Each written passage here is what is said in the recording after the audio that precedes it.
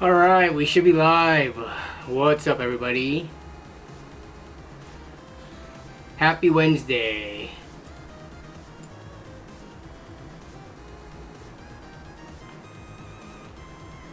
Who we have first? We got Giant Robots first in the house. What is up? What's up? Hey, what's up, Craig Lilly? What's up, James Ray? We got Staying 2007. James Ray, hey, I got a link. I'm gonna post in here. Change the dot out. Okay.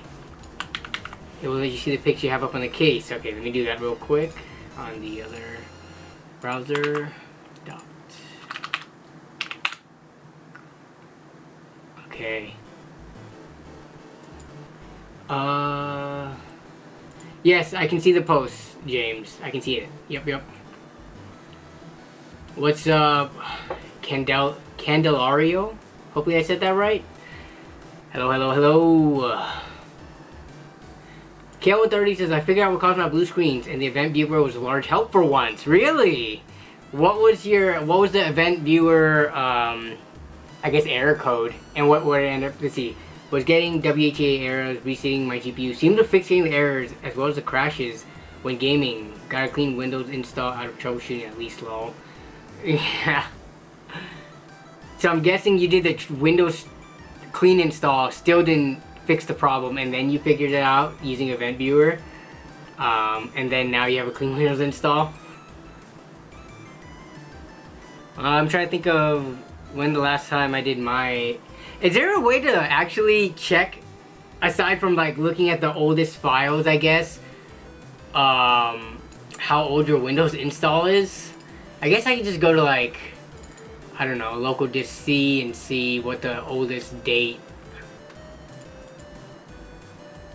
Like I have, actually no. This drive has stuff from 2019, which I don't think this drive is 2019, since that's 5 years since I would have last done a Windows fresh install. That doesn't seem right.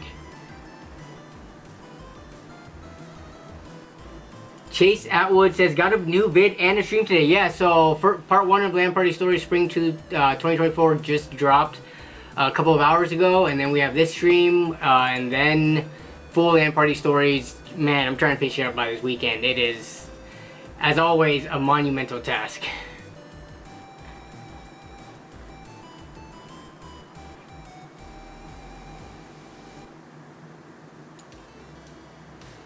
What's up, Donut Farmer? Hello. What's up, Firestorm? What's up, Loki? What's up, Playtech? MGLR says, okay, just went to get on my PC and it won't start up.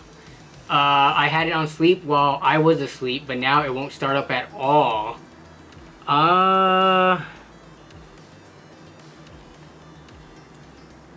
starting to feel like with so many PC issues that you're having trouble with, especially with fresh hardware swapped out, if there might be an issue with if you're using a certain power strip or that outlet from your wall.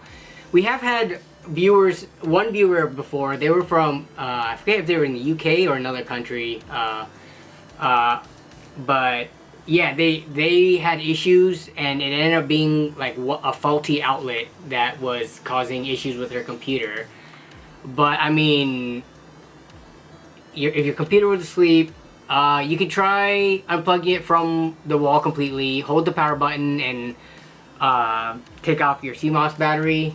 Try that, and if that doesn't work, then I would have to look into that a little more. I typically don't put my computer to sleep. Either I turn it off or I just leave it on idle with like screensaver or turn off monitor and stuff like that. But yeah, I don't hibernate, I don't sleep. Actually, that's a good poll to start the day off. Start a poll.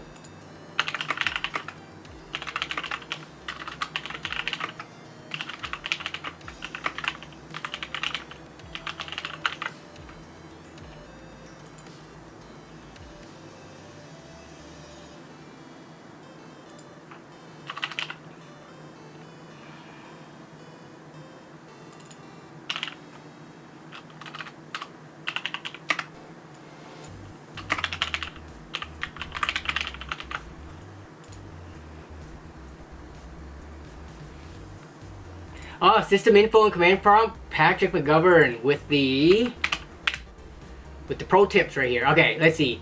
System info. What do we got here?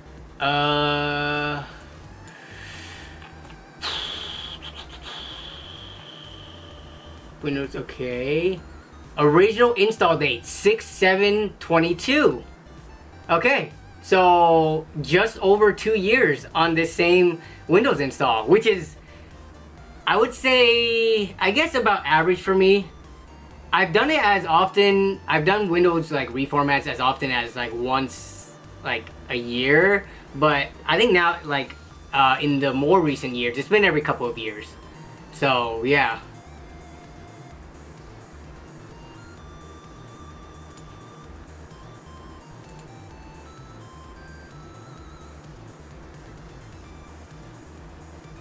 Magnus Nielsen says, always off or on. Yeah, same here.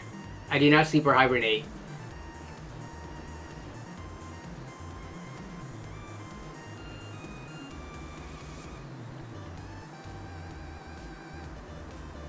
Always better to shut down each time when done for the day.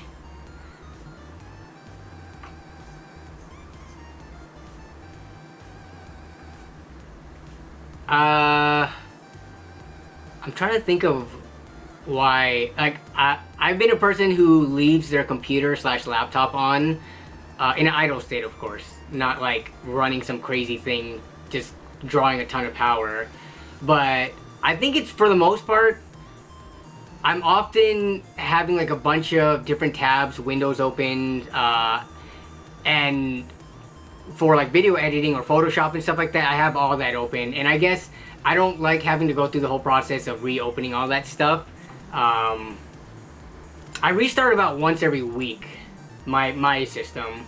Like this, I actually restart every single Wednesday at the beginning of the day just because of the stream. Like, I want the computer to, you know, have the lowest chance of any issues happening during stream. So I give it a fresh restart, even though I don't think it's completely necessary, but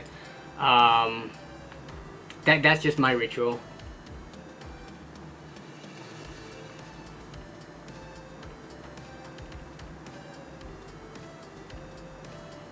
Patrick shuts his PC down every single night, but HTPC leaves on all the time. Okay. Doesn't look to be the outlet because I unplugged the PC cord and plugged in something else and that was working just fine. I'm not saying it's the outlet in terms of it's like directly broken or has an issue, but if there's something else going on with the outlet with regards to like the quality of power coming out of the outlet itself, like stuff can be running, but if it's more sensitive stuff like PC components, you could have issues with crashing and stuff like that. But it not turning on at all, that seems odd. Are you plugged in directly computer to wall, or are you into like a power strip with a surge protector and stuff like that? I'm trying to think off the top of my head why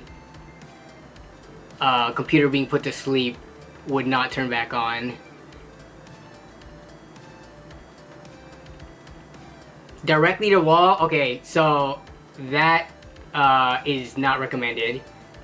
I mean,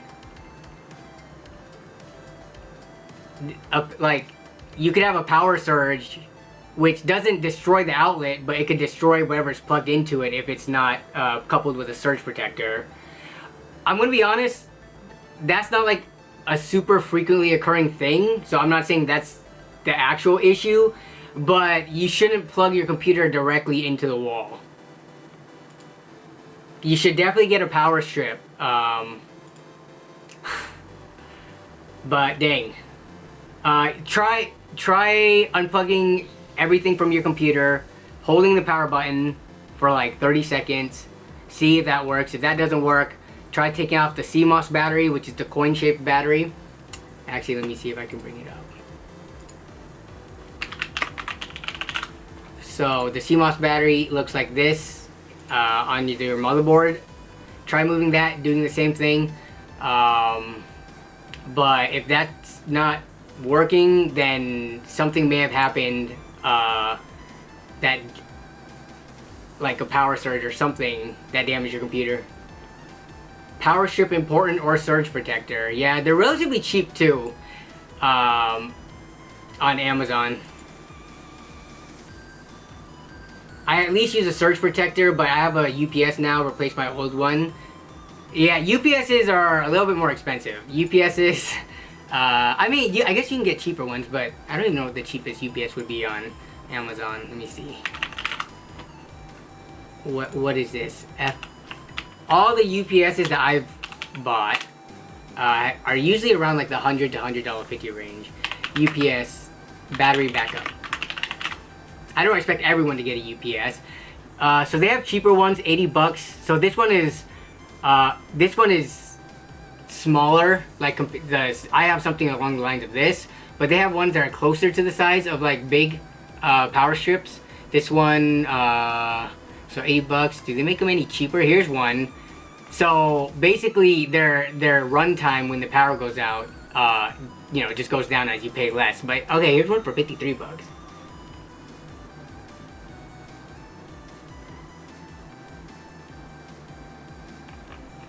We got Jason in the house. What did Jason say first? I missed your message earlier. User error. Are you talking about the MGLR's computer? UPS is great. Yes, exactly. When the power goes out, or for whatever reason you trip your breaker, don't rely on your UPS, because UPS, their battery life goes down over time. That's just, you know, with all electronics. But I feel like with UPSs, for some reason, they degrade even faster. Maybe it's because they're like way higher loads on them. But yeah, as soon as something trips, you need to get ready to shut down. You don't just continue doing whatever the heck you're doing on the UPS, because you are gonna drain that battery fast if you're doing a high powered application.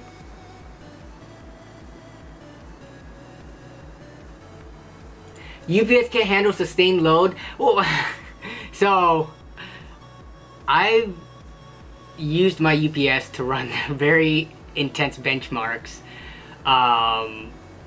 It depends on the quality of the UPS you get, but yeah, I think in general, definitely plan to shut your computer down ASAP. I mean, I use my UPS out of the back of my car and run like Aftermarket and stuff like that, but my UPS has a modified simulated sine wave. Still not perfect like getting it from the wall, but it works.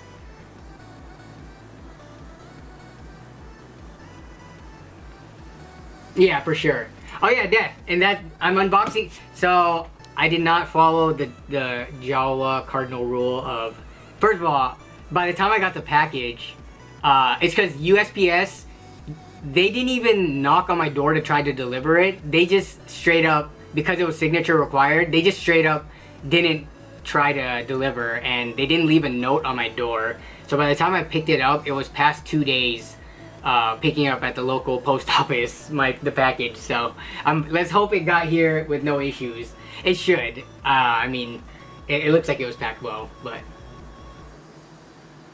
can't seem to get the graphics card out even when pressing the latch. So make sure everything is unplugged from the graphics card, including your display cable. And sometimes those are finicky. Those latches. I would say start giving it a slight wiggle back and forth while pushing on the latch, and just keep on wiggling it back and forth, especially with older motherboards too. What do you think about Scrapyard Wars coming back partnered with Jawa? I think that's great. I think that's great for everybody. Everybody wins, right? So huge chance for Jawa to be seen by a huge audience. You know, it's Linus Tech Tips. As well as Scrapyard Wars coming back is something everyone has been asking for a long time. So I think this is like perfect. The fact that everybody has been waiting for so long and has been asking for it coming back is going to see, like, I think more viewership, especially now that, you know, LMG has grown to how big as it has. They have more subscribers more than ever. So Jawa partnering on that was like genius, big brain move right there. I'm very curious how much this is costing Jawa, but I'm pretty sure it'll pay off. I don't know if DeathTech is able to reveal anything, but one thing is that you know, Linus Tech Tips LMG is in Canada, and Jawa currently does not serve to Canada. So I'm curious if this is going to be like a big announcement to, you know, to the expansion. He can't say anything, but yeah, I'm just curious how they're going to address it if they aren't expanding into Canada at this point. Either way, though, there's a huge American or US viewer base, you know, that watches Linus Tech Tips, so I think it'll be huge and good for Jawa. And the way that they've set it up and they're running it is genius. Having people list their PC components to potentially be bought by Linus is going to drive a ton of traffic as well as transactions on the website. So yeah, I'm excited to see how it all, you know, works out. Both the Scrapyard Wars and how it's going to, like, you know, lift Jawa even more. So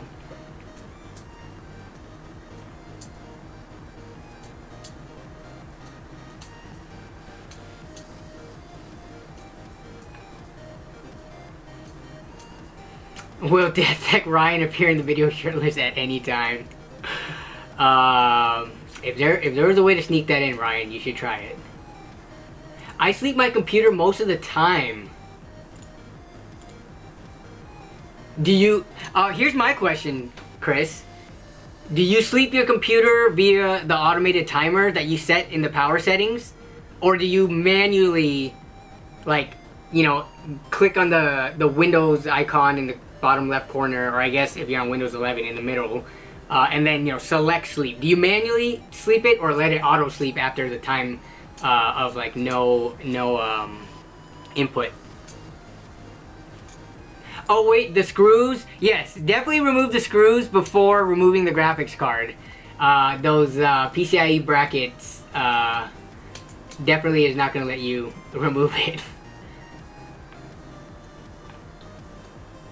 Oh, this is brand new? Ooh, I'm excited. Okay, so we've been chit-chatting for about 20 minutes. For the most part, this is going to be a pretty chill stream because my brain is like mush right now. When I'm editing LAN party stories, it's just viewing the footage, cutting it down from like 15 hours, and then I end up with like a 10-hour chunk, which I still need to cut down to 5. I'm trying to get this one under 2 hours. I think that's like the sweet spot. But, so it's going to be a pretty chill stream today. I'm going to unbox this, try to get it into the test bench just to get it up and running, make sure there's no problems.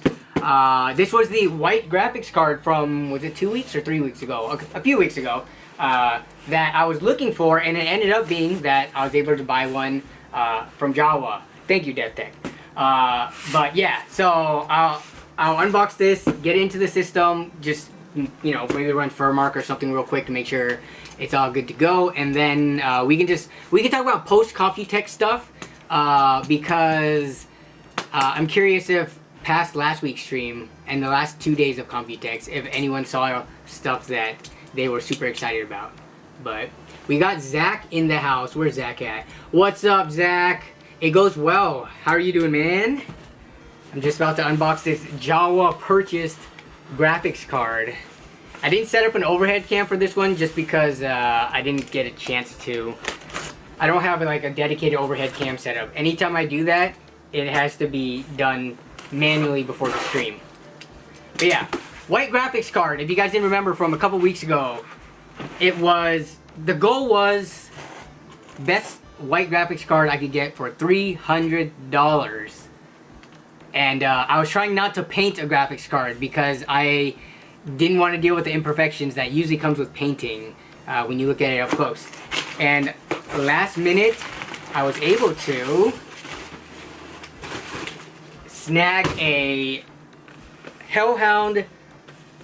Can I get this on the camera? There we go. Yeah, Hellhound RX 6700 XT for $250, no tax, plus about 20 bucks shipping. So it ended up being $270 out the door. So $270 for what Ryan who Ryan Death Tech in the chat right now is the one who sent this out, and he's the one who like tests the graphics cards and stuff like that.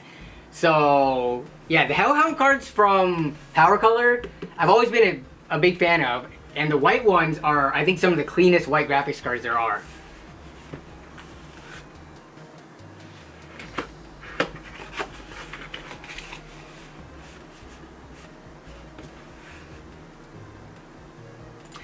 Zach says, wow, today I was just starting hunting for the best white graphics card. Yeah, I mean, there are cards around the $200 range, but there's not a ton. And, like, okay, so the ASRock one that you're talking about, I think we saw on last week's stream. And, dude, going down to 200 makes it even tougher. So, ASRock White 6600. Yeah, we pulled this one up last week on stream, but since the budget was a little bigger, I did not grab this one. Well, oh yeah, my comment on it, and here's the thing, right? At 200 bucks, you can only do so much, you know, especially with new as well, buying brand new at 200 bucks. I commented on the fact that the PCB backplate did not go the full length, so this looks less than ideal, but I mean, it still gives you the whole white aesthetic. If you vertical mount it, this actually looks really clean on this front face. But if you just normally like kind of horizontal mount it, I mean, you can get a back plate. There's multiple ways you could deal with this, but yeah.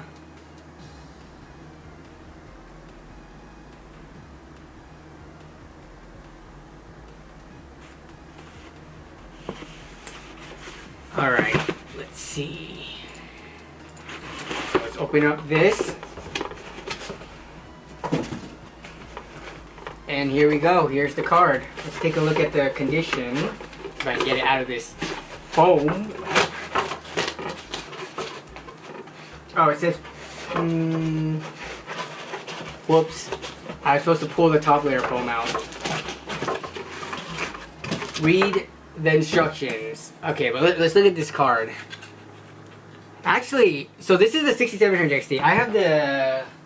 if I can find it. The 7800 XT. Here. Let's compare it. So I bought the 7800 XT for myself for the test bench and just to use in builds. But look at these two cards side by side. They actually did pretty minimal design changes. I guess the new one, they did the fan blades look a little bit different. I think it's the heatsink is the biggest thing though.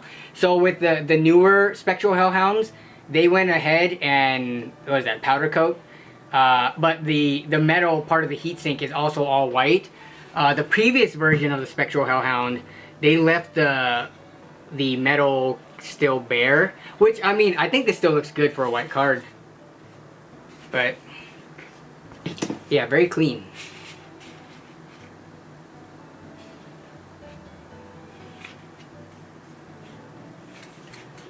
So we are going to get it into this system, and I'm going to try to be able to still look at chat while I'm doing this with a phone on the side here. But yeah, we're going to get into here, make sure there's no problems in transit.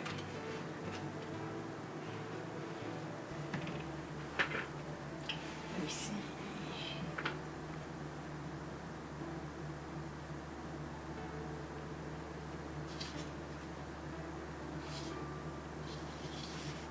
Okay, should be good. So,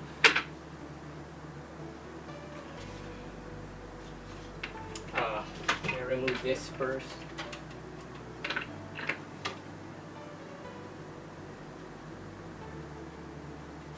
Hey guys, live unboxing of the bomb I sent Danny.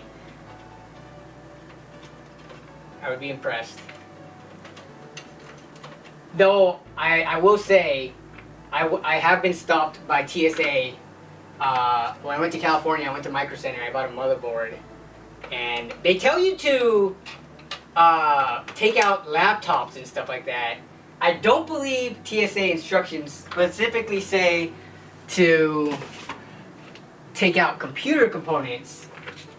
So, but I don't know if it was the anti-static bag or what, or maybe just, you know, capacitors and all that stuff. Maybe it looks like it could be something to make a bomb out of, but they stopped me, and then the guy who actually stopped me was also a PC gamer, so he understood. So then we talked about Micro Center a little bit, which was pretty cool.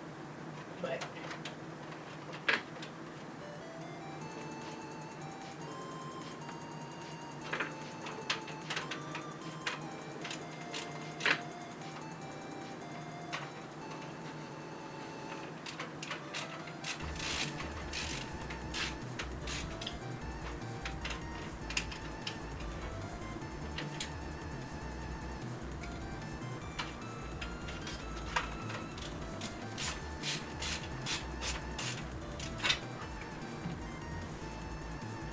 what's up, Damien? It is going good. It's going real good.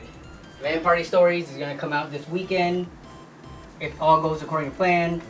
I got the white graphics card. This is the last part I need. Actually, no, I need a couple more parts, but I'm waiting on a company for that to finish this white build that I'm doing for a friend. But we're just going to test this.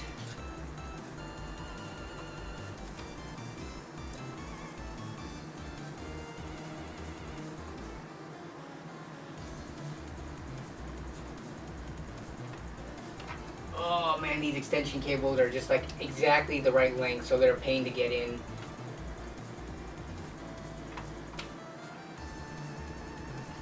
Gotta pull them a little bit more. Yeah.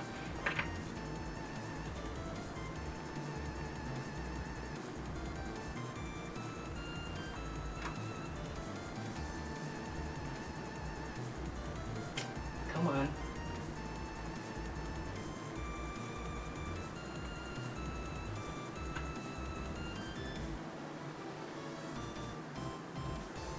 Adult Legos, they say. There we go.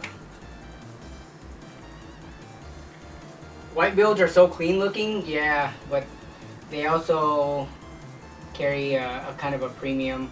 I'm trying to think of all my own personal builds. I don't think I've ever run a white personal build.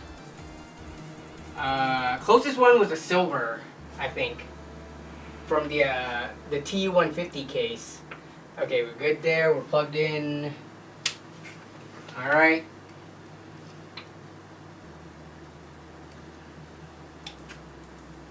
Hopefully I have a drive in this thing. I don't remember if I pulled the drive out.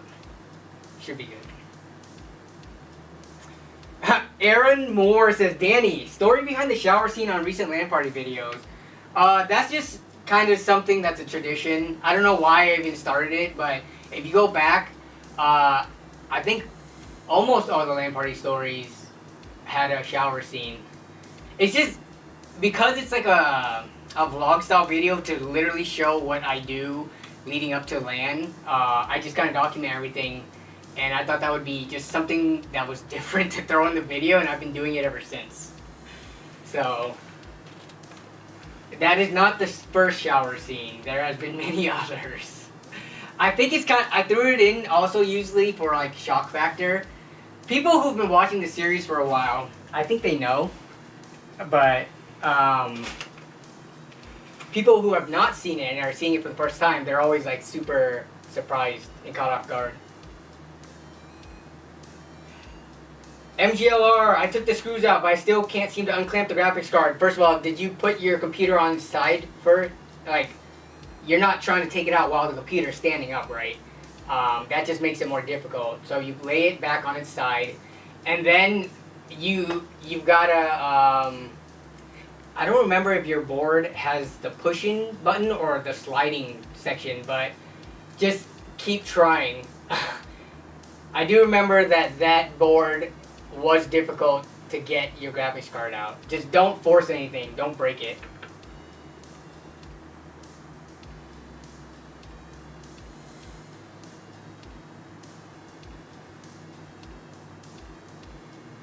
Yeah, just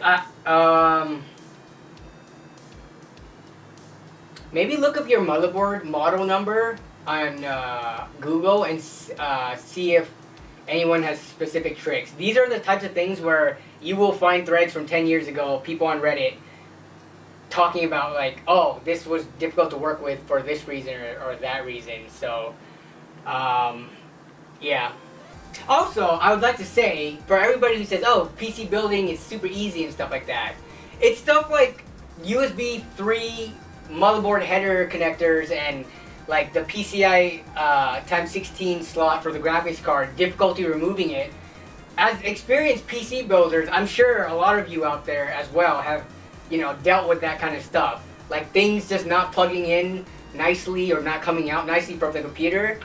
Imagine being someone who's way more of a beginner, not wanting to break their computer, working on with, you know, those conditions.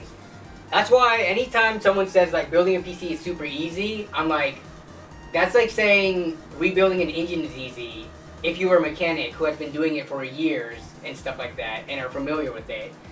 I mean, obviously that's different levels, right? PC building is a lot easier than rebuilding an engine of a car or something like that. But that's kind of like the analogy I like to use. I've been going at it with a lot of people on Reddit who are elitists who just like to basically gatekeep. Steel King says, my first build had me freaking out. Yeah, I mean that's a common thing with first-time PC builders. Until you get more comfortable handling parts, you feel like anything you do, everything you touch, is gonna break your computer components.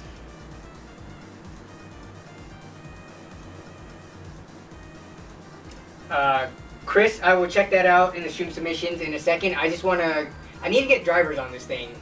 I hope I have like Adrenaline, just whatever random version already downloaded, so I can just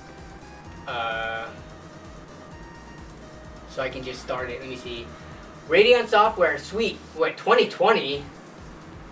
Oh, it's because I had legacy drivers. Crap, do I not have modern? Oh, here we go. February 26th. This works. I don't need the newest drivers. I just need some drivers so I could get the benchmark running. So while this is installing, not that. Oops, something went wrong. Oh my god. Windows update is currently in progress. Why? Oh, okay. It's doing the automatic.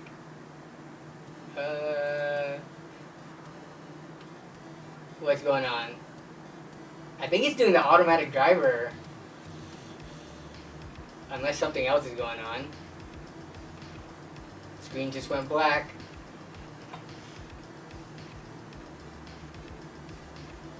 But the fans are still spinning.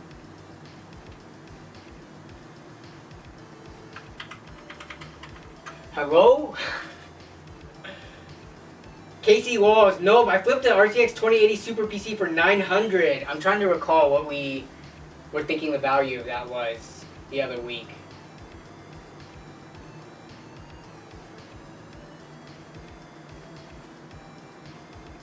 I'm not recalling off the top of my head.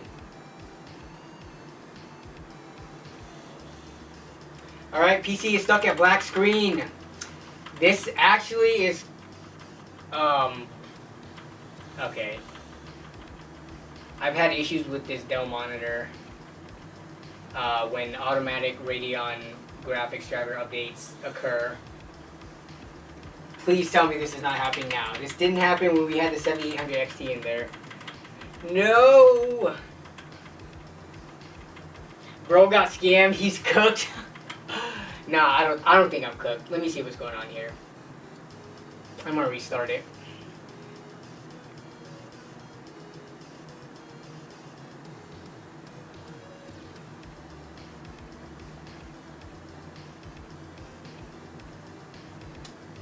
When will the second LAN party be uploaded?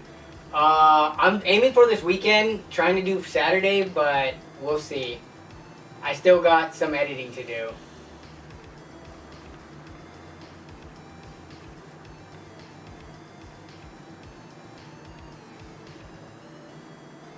Yep, exactly. Yeah, Death. So Death says, lol, it's 100% Windows being wonky. I see this on the test bench with Radeon cards when Windows Updates tries to install drivers. Yeah, Windows Updates, and I've had it specifically with this Dell monitor too, that it's had the weird issues with. I don't know why, but I was actually going to make a detailed video on it a long time ago, but never found time to. But yeah, see, so it's fine. Let me see if it installed the drivers though. Usually it doesn't.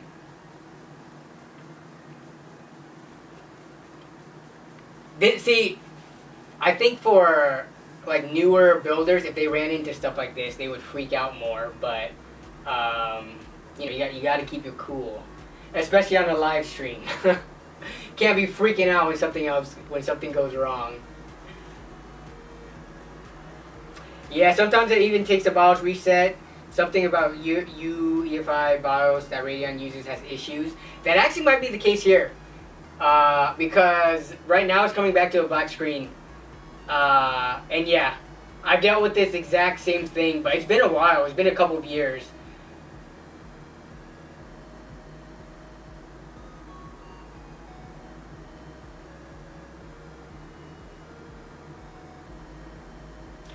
Scorp says, whenever I open GeForce Experience on my main internet, it just has a black screen and never opens to log in.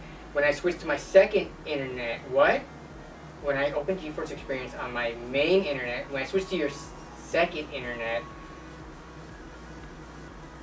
that sounds like the most random, like, if you try to Google this, you're probably not going to find an answer for it. Whenever I open GeForce Experience on my main internet, what are your two internets? I'm curious. Is like one Wi-Fi, one like a hard line?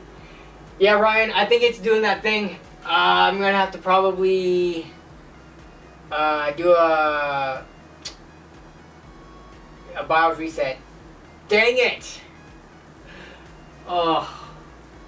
I'm trying to think, was it a 6000 series card that I've run into this before, or was it like a different AMD card?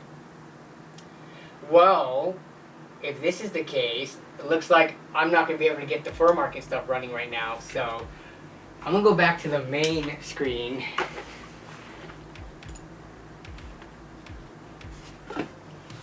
I'll get that worked out.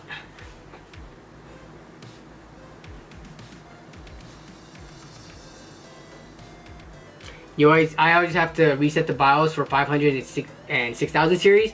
I mean, I've used plenty of, like, I used the RX 580 somewhat recently, and then 6000 series cards for the last couple of years I've been using a bunch of. This isn't a common problem that I've run into, but it has happened more than once, specifically when Windows wants to grab whatever driver randomly from the internet. So, yeah.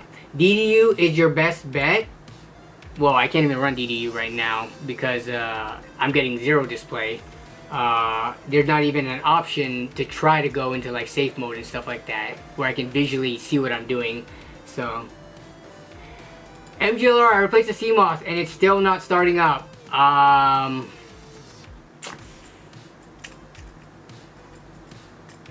I'm going to have to think about that because I'm not sure what the issue is. You've had computer problems before, and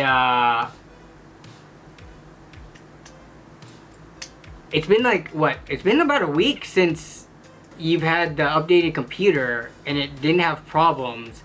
That's why I'm thinking it's your outlet, because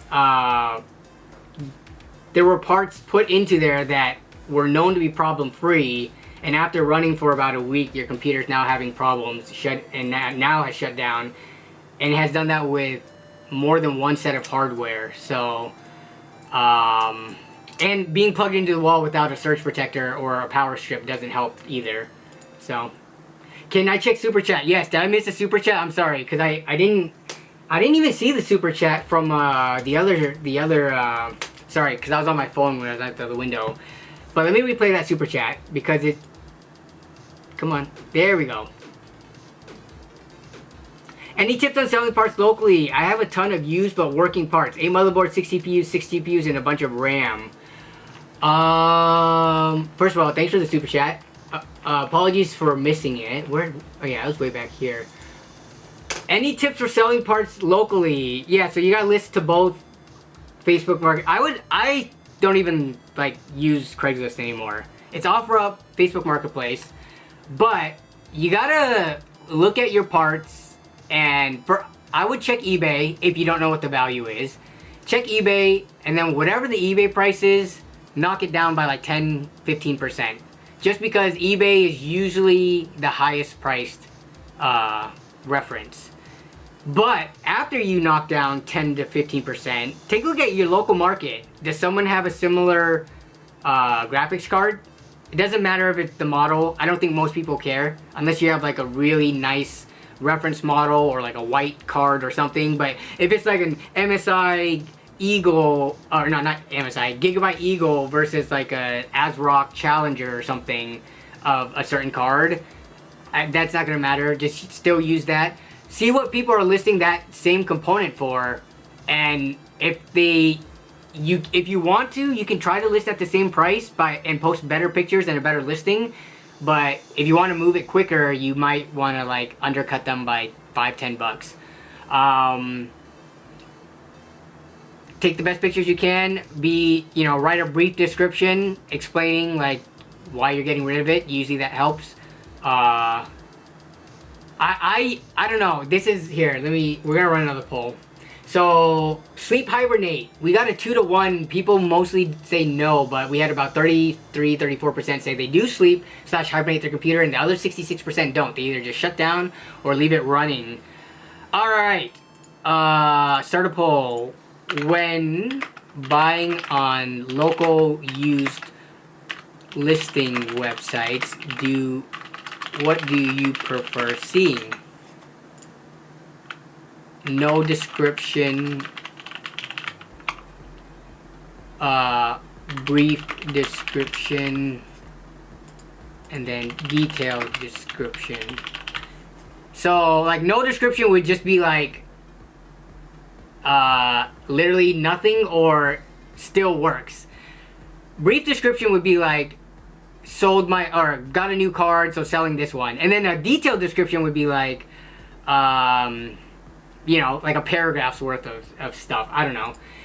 I've heard people complain about like fluff and stuff, but I personally don't mind reading longer descriptions. Now, what I hate when it comes to OfferUp is when people do like the copy and paste, where they go to Amazon or something and they just copy and paste the whole product description, so it's just like a bunch of crap. But if it's like a paragraph written by a human explaining the history of the card and why they're selling it, I appreciate that. I really don't like the listings that just says, literally works fine. I've seen plenty of listings like that. So I'm just curious what you guys think when you are looking. But it's looking like more people are wanting detailed descriptions based on the bolts so far. In detailed and brief, it's a gray area. I think writing something that is helpful to knowing the history of the card. And I like the reason why they're selling it, even if it's a lie. You know what? Lie to me. I don't care. Just show that you put some thought into the ad instead of snapping some pictures and throwing it on there, and then that's it. Like, the amount of time and effort you put into that at least gives me some assurance that you might have put time and effort into taking care of it,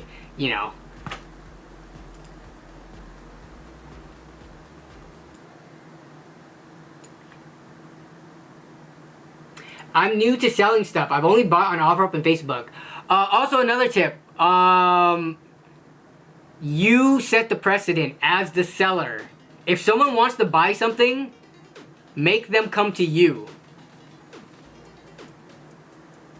Make them come to you. You should not have to waste more time and gas or whatever to come sell something to them. If they want to, I don't know. I know some people have like driven an hour to meet someone halfway to sell something. I just like avoiding that because I don't want to get into a situation where I'm either planning it out or I'm already halfway there and the person cancels on me. I'm thinking, when I go into these types of like buying and selling, I'm thinking worst case scenario. That's why I don't like trying to pick something up like 2 hours away. I've heard horror stories of people canceling on the deal because someone else bought it ahead of time and they're already on their way making a trip to buy something. So just set yourself up so that worst case scenario, if someone cancels on you, you don't waste your time.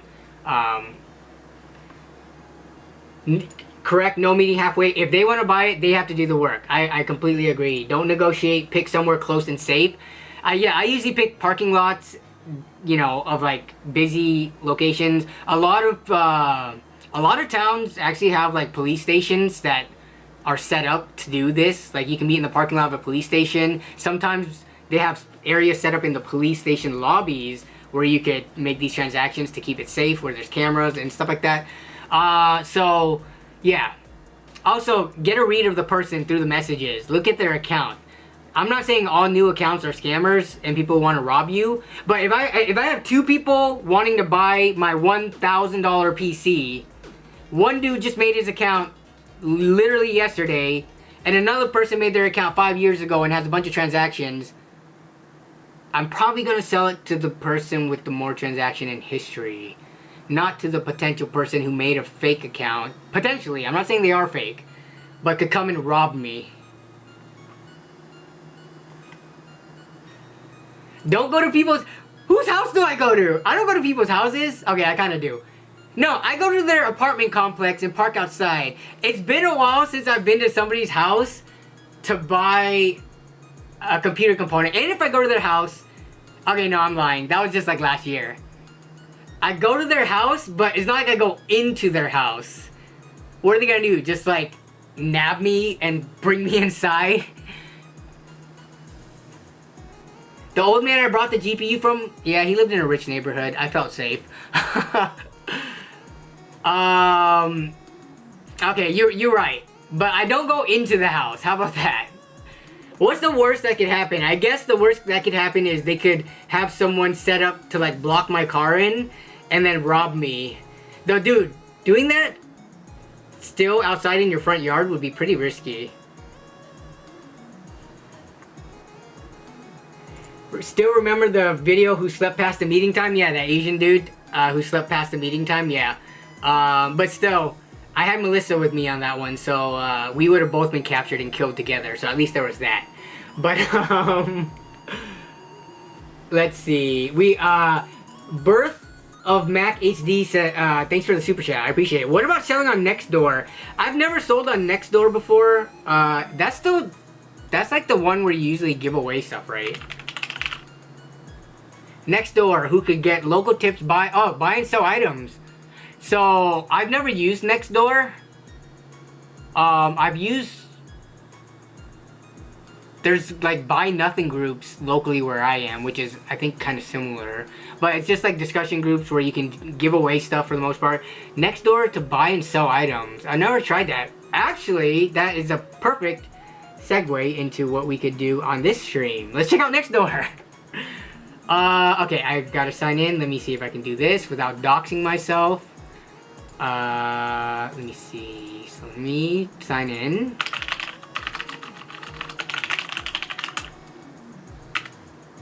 Let's see if this works. Where's my phone? Oh, my phone's being used as a camera right now. We are going to do some PC part shopping on Nextdoor, just to see what it's all about. Okay, continue. Come on, let me through. Location access, sure. You can get my location. Do I have an invite code? I don't.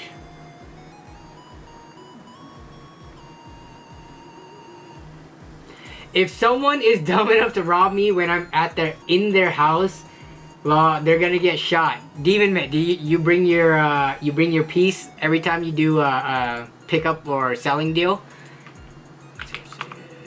Let me put in my birthday.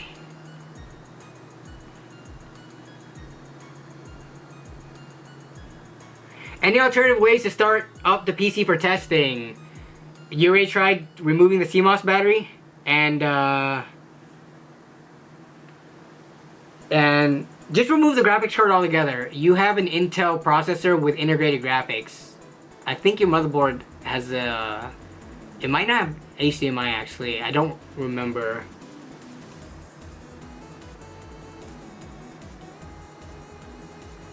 Got a rifle and shotgun in the truck. Yeah, but if they pull a gun on you first, aren't you already screwed? Like, you would need that on you, right? Can I just skip this? Why are they asking for my address and everything? I'm just trying to look. Okay, give me 1 second. I've done house transactions for friends and acquaintances before. Yeah, so try plugging in only into the motherboard directly, your HDMI cable, with the graphics card out. If that doesn't work, then something weird is going on with your system. I don't know off the top of my head.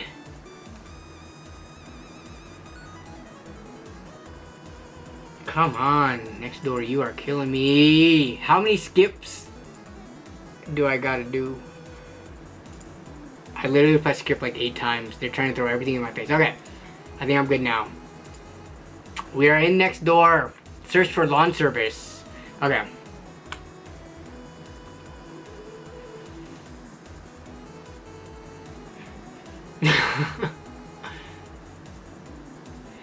But what I mean by not starting up is that the power button doesn't work. Wait. The power button doesn't work. You can try shorting the pins. Okay, let me see. Let's see. Front power button connector header. Okay, let me see. I'm trying to find... So if you look at... Let's see if we can find a diagram of this. So if you look at your motherboard, on the bottom right of the motherboard, there is this header. You gotta rotate it 90 degrees counterclockwise. The power switch is connected to these two. You can try reconnecting these two if you think it's the power switch, or you can stick a screwdriver or something metal in between it to short it to see if that powers on the PC. But I mean, I don't... When you say that the power doesn't work, the power switch doesn't work, I don't know if there's anything you could have done to like knock the connector loose.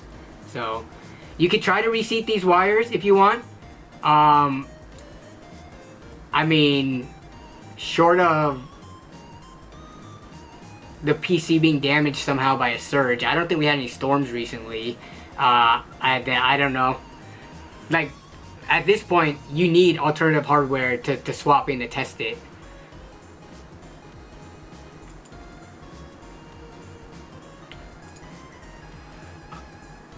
Okay, let's see. Okay, James Ray. I was supposed to look at this. I'm gonna look at this later, James, if you're still there in the chat. We gotta look at some graphics card, the most generic search term. We got a $20 Asus GTX 550 Ti. Does it seem... I mean, it's a working graphics card, I assume. Never pay... Oh, man. Next door with the pro tips. Never pay using gift cards and exercise caution if someone wants to ship you an item after you have paid. Read these tips to protect yourself. Yeah, definitely. 550 Ti for 20 bucks. I mean... Again, all functioning hardware has a price floor, right?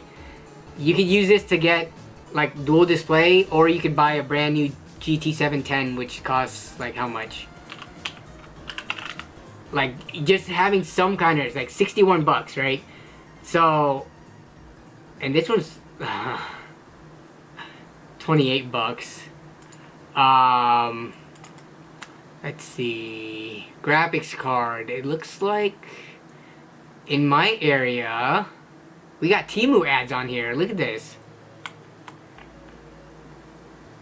We got a laptop. I have a feeling people aren't selling many PC hardware on here, but we will take a look at gaming computer or PC.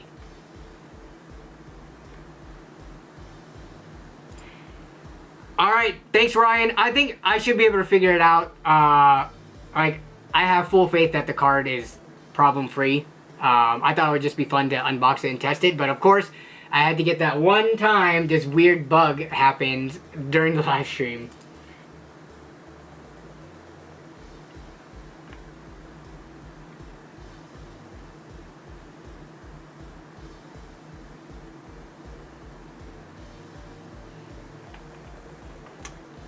Computer repair, $80. I have a computer. Wait, what?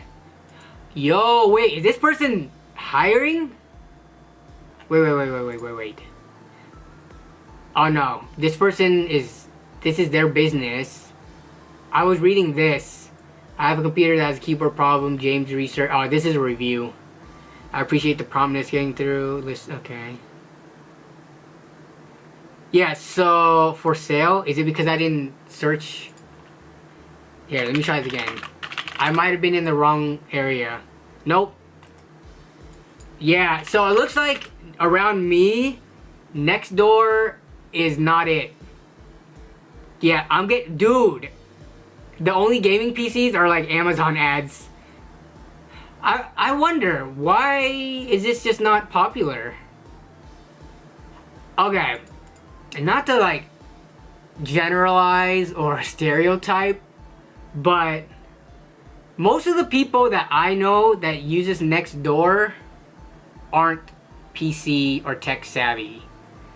They use it to like either give away or buy or get free furniture, stuff like that. I don't hear of many electronics usually going through Nextdoor. I have some friends that are very active on apps like Nextdoor, you know, thrifters, stuff like that. I've never really heard of like them saying they found good computer like hardware and stuff, but I have heard them getting like nice tables and furniture and couches and stuff like that. And when you think about Facebook Marketplace, yeah, Facebook is for the most part only used by boomers nowadays, but there was a large enough segment of time where like Gen X millennials and stuff were still using Facebook, where even though they don't use Facebook to post on anymore, Facebook Marketplace is still more used, if that makes sense. But yeah, I don't know. I mean, you guys can check your Nextdoor and let me know, but my Nextdoor, literally no PC stuff except for old graphics cards.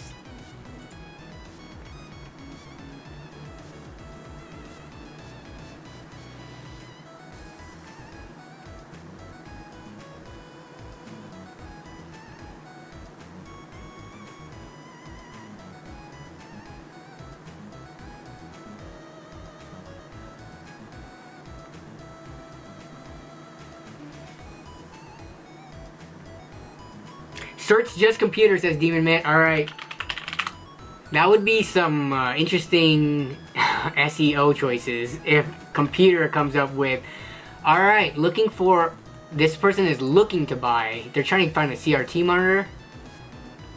Hello, I'm looking for an old style computer monitor like this one shown above. I can pick up, thank you, for $0. I mean, literally, there's an iMac, I guess. Some sewing machine. Are your guys' Nextdoor? Do you guys even use Nextdoor? Whether it be for PC parts or other things?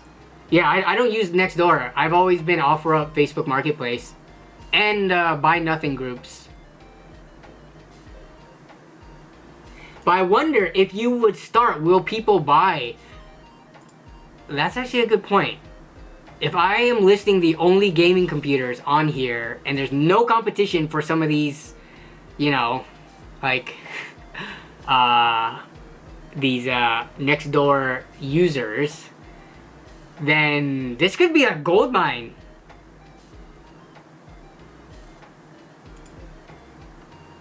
I signed up for Nextdoor to see what people in my neighborhood post about. Now I never use it, says Pika Wubs. Yeah. I don't know. Alright, video idea. Listing a PC. I mean, this is actually pretty interesting, I think. Like, specifically, Nextdoor, which is a very similar app to what Facebook and OfferUp and stuff has to offer. And Nextdoor is a very well-known app. Why is Nextdoor so bare and PC selling and trying to sell a PC on it? I think that'd be a fun video. Can some Silicon Valley tech bro create a local selling app that doesn't suck, please? OfferUp was that app for a little bit there. OfferUp, I mean, every app is always gonna have its problems, but I felt like there was a time in Seattle anyways, in my local area, that OfferUp was like just so good. But it's been a couple of years since that point. Now it's a bunch of ghosted messages, way more ads than ever before. Yeah. Patrick McGovern, 90% of Nextdoor people or posts in my area are people looking for pets they lost or complaining about porch pirates. Yeah, I mean, that's the same with like neighborhood groups too. People are like, did you guys hear that gunshot? What's up with the police sirens? People who are really, I guess, don't have anything better to fill their time with, just like kind of gossiping on these apps. The Ring app is just like that too. If you guys have like the Ring doorbell, there's an app for neighbors to talk to each other, and there's so much of people basically bickering on there. It's hilarious to see people anonymously fighting with each other. It's actually kind of sad. Nextdoor is just nosy Karens in your neighborhood, but I could be selling computers to those nosy Karens. What did Jason just had? Make a video putting up physical flyers in the neighborhood about selling a computer. Okay, I'm not gonna put that up in my own neighborhood because even though we don't have a crazy HOA, we do have un-HOA. Also, I don't want to draw attention to myself among my neighbors. They don't know I do content creation and stuff like that, and I'm not sure if I want them to know. But doing flyer ads, physical ads to sell a PC, that sounds like a fun idea. That can go on the back burner. Jason, you gotta do it. You gotta do it first. That was your idea. Go across town and fill up their telephone poles with my my ads with the tearaway papers with my number on it.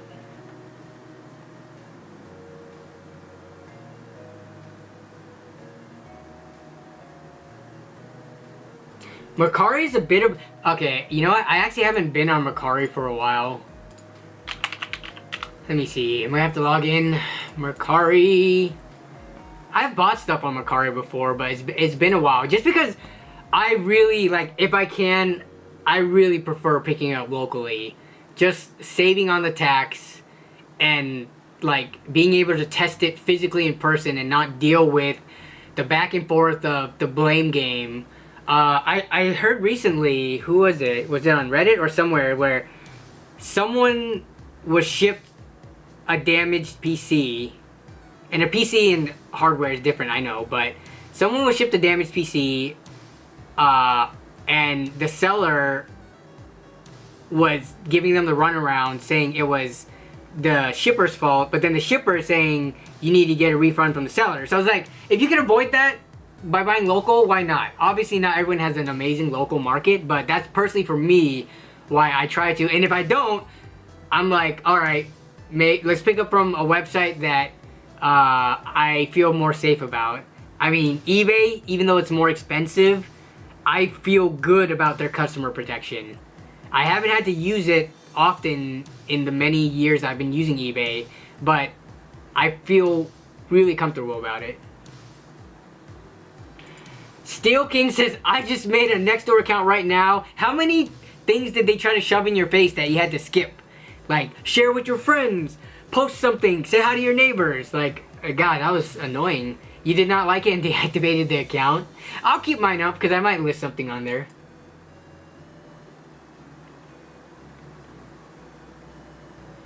Gavin says, I bought half of my components I've owned on Mercari and 90% of them work. Well, let's do a quick browse since we were talking about white graphics cards. Because Zach was looking for one, and I know Zach is actually, he has shopped on Mercari quite a bit. What card is this for $36? It's interesting that they just call it a delivery fee. and not shipping. I wonder what the difference is, or if it's essentially the same thing. Like, why you don't often see websites call shipping delivery fees, but interesting choice of words. What is this thing? Do they even post? What card is it? It's a GT. They had to go to the comments to say it was a GT730. They didn't list it in the description or the title at all. Okay, this isn't a good look so far. What luck do I have? The first thing I click on OfferUp, the person is selling a GT730 but doesn't list the details of it. Okay, let's go back. Why did it just do that? Is it because it was like, oh, it's one of those types of pop-up windows. Wait, what? Yeah, where's... If I go back, okay. We're good.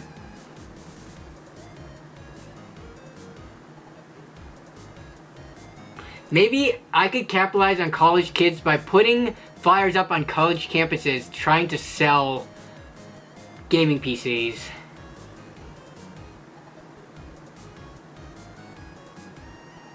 What is the... Not the legalities of it, but what is the, is that just normal? I'm trying to think, like, how often I see randomly posted, you know, like lawn care or whatever services on physical flyers stapled to, like, telephone poles or taped it to them and stuff like that. I'm just trying to not get into trouble, like, you know. Well, worst case scenario, some college worker throws the papers away. I'm trying, yeah, can I get trolled at all? Can people be like, this guy really trying to sell a computer and then try to, like, mess with me? I guess if I don't put my real phone number, and if, you know, obviously, don't put real phone number, use, like, a dummy phone, or not a dumber, but, like, a burner phone number or a Google voice number, and then, I don't even know if I would want my public email out there, like the Nerd on a Budget email. I might want to, like, disguise that one, too. Because I'm not trying to get any unnecessary, like, unwarranted or unwanted trolls coming to me. That's the only thing. Just put your Snapchat, they're college kids? Yeah. Gavin, thank you for the $10 super chat. You can ask questions without doing the super chats. I might not see them. The super chats does help me see them, but I try not to, like, only prioritize answering questions from super chats. I try to answer everyone's questions regardless. But thank you for the super chat nonetheless. Have you used Poshmark? I bought an Intel i7 10th gen on there, and they sent me an Intel i7 12th gen. I tried to return it, and the account that sold it, but they were banned. I don't know what happened. That's funny, because in most scenarios, people who get a 12th gen i7 would probably want to keep that over a 10th gen, but if you don't have the compatible motherboard, I can see why you're trying to return it. Poshmark. Why did this sound familiar? Poshmark. I've heard of this. It's a marketplace to sell clothes. That's what I thought it was. But they have electronics, huh? It's the #1 marketplace to sell clothes, but they have electronics.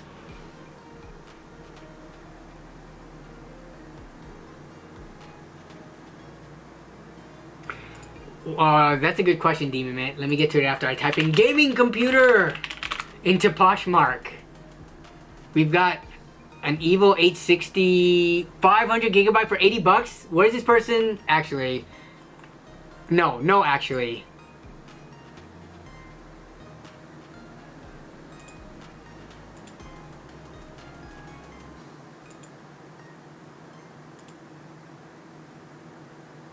I mean, is that all we could find? Yeah, I got to filter by computer parts, categories, electronics. I mean, I would think that typing in gaming computer, computers, laptops, and parts. Here we go. Okay. Okay. Mic for a computer. So we got a bunch of peripherals on here. So I filter by computer parts. I'm gonna get rid of the search gaming computer. I mean, parts. A Microsoft Sidewinder controller. OEM Dell laptop. Charging Brick. I usually filter by brand like AMD or Asus.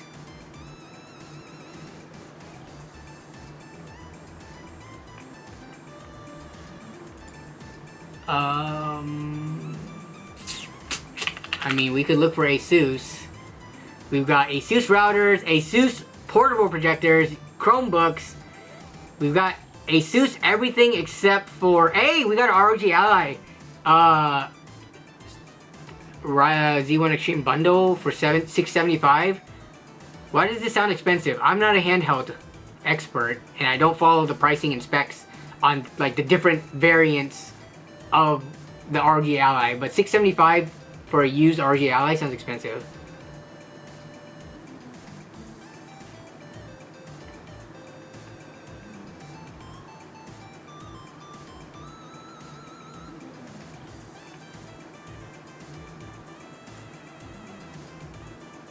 Oh, we found one! We finally found a graphics card at the bottom of the page. Asus NVIDIA GeForce GTX 660 Ti, untested, $35. Shipping is about $8. Price dropped 86%. What the heck? How much was this thing originally listed for? How could this have dropped 86%? That must have mean this was like well over $200. Are the... Oh yeah, and stock photos. I mean, is there anything to be sus about this? All the video outputs are standard size, so no adapters are needed. The GPU could offset to the right and hangs off to the right of the PCB. Okay, as much as it is sus, I am kind of surprised. Look at this. This doesn't seem like a copy-paste. The Asus is 11 inches in length and has 4 total displays. Yeah. I don't think any like Asus product page would have, or Amazon would have written it like this. All of the video outputs are standard size, so no adapters are needed. That definitely sounds very not technical. And then the GPU cooler is offset to the right, plus hangs off the right side of the PCB. Unless this was like they just copied and pasted some kind of review or something. And it sounds like there's a human being behind this.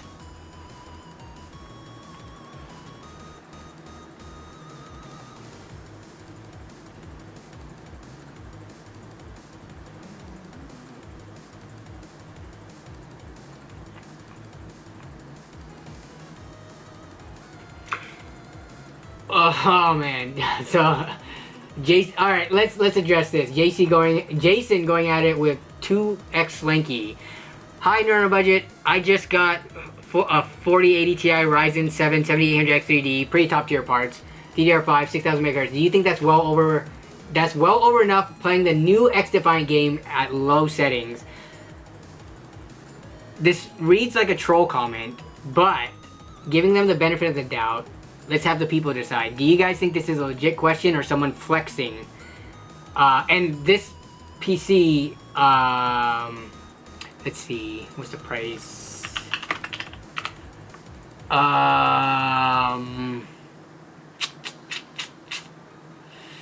Well, so 4080s Supers are going for what, 1100? I guess they're, yeah, about, are they not actually going for 1000?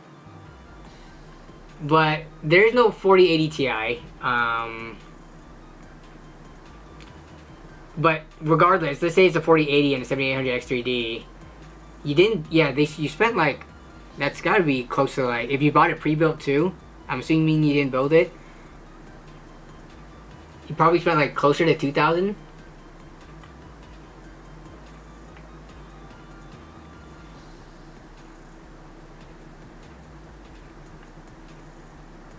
Oh, that's not your PC?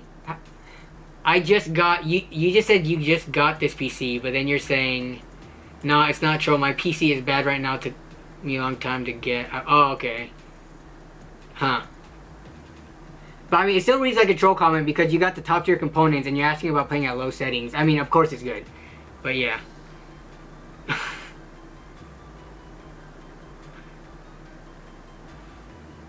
That's true, that's true. You don't watch PC videos, but somehow you know that I exist and I am a PC content creating channel. Yeah, I don't understand it either.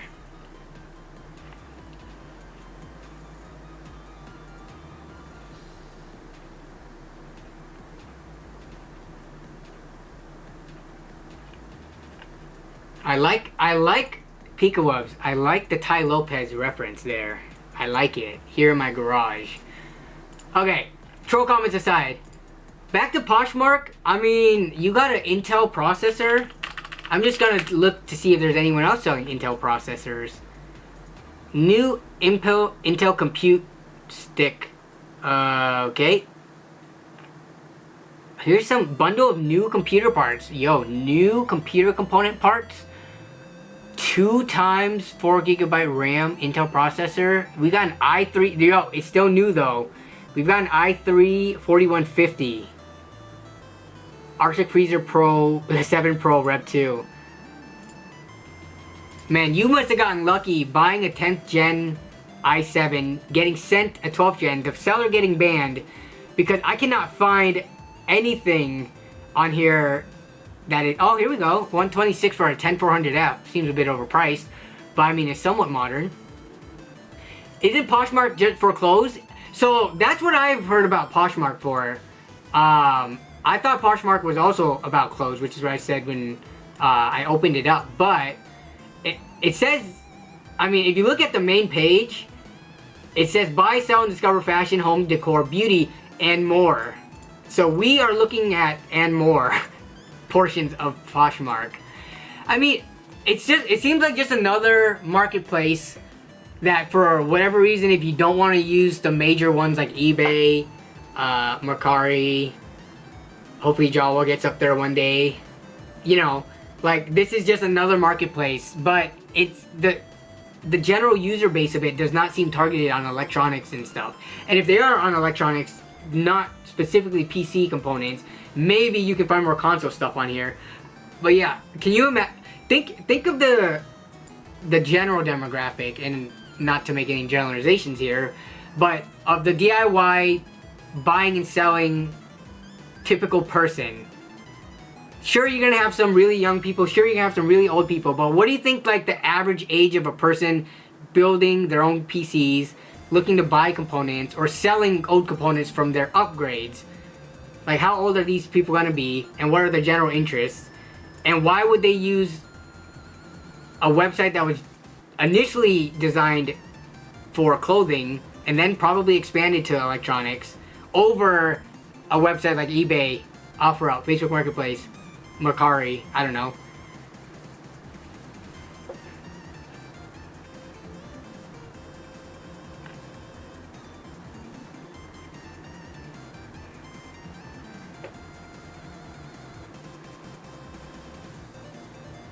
And more, like Beyond at the Bed Bath & Beyond, exactly. 2X Slanky, you know, there is a chance that it wasn't a troll comment, but I think most people thought you were trolling because you just listed some of the best components that exist and asked if you could play a game at low settings. So, hopefully that explanation makes sense. Like, you could really be new to computers and not understand that, but that's why people think you are trolling. And if you are trolling, then I just waste my time explaining. But, you know, I'll give you the benefit of the doubt. Maybe LTT gonna buy Jawa. Funny if they did. I don't know how much Jawa is actually worth. Like, how much it would cost to buy them.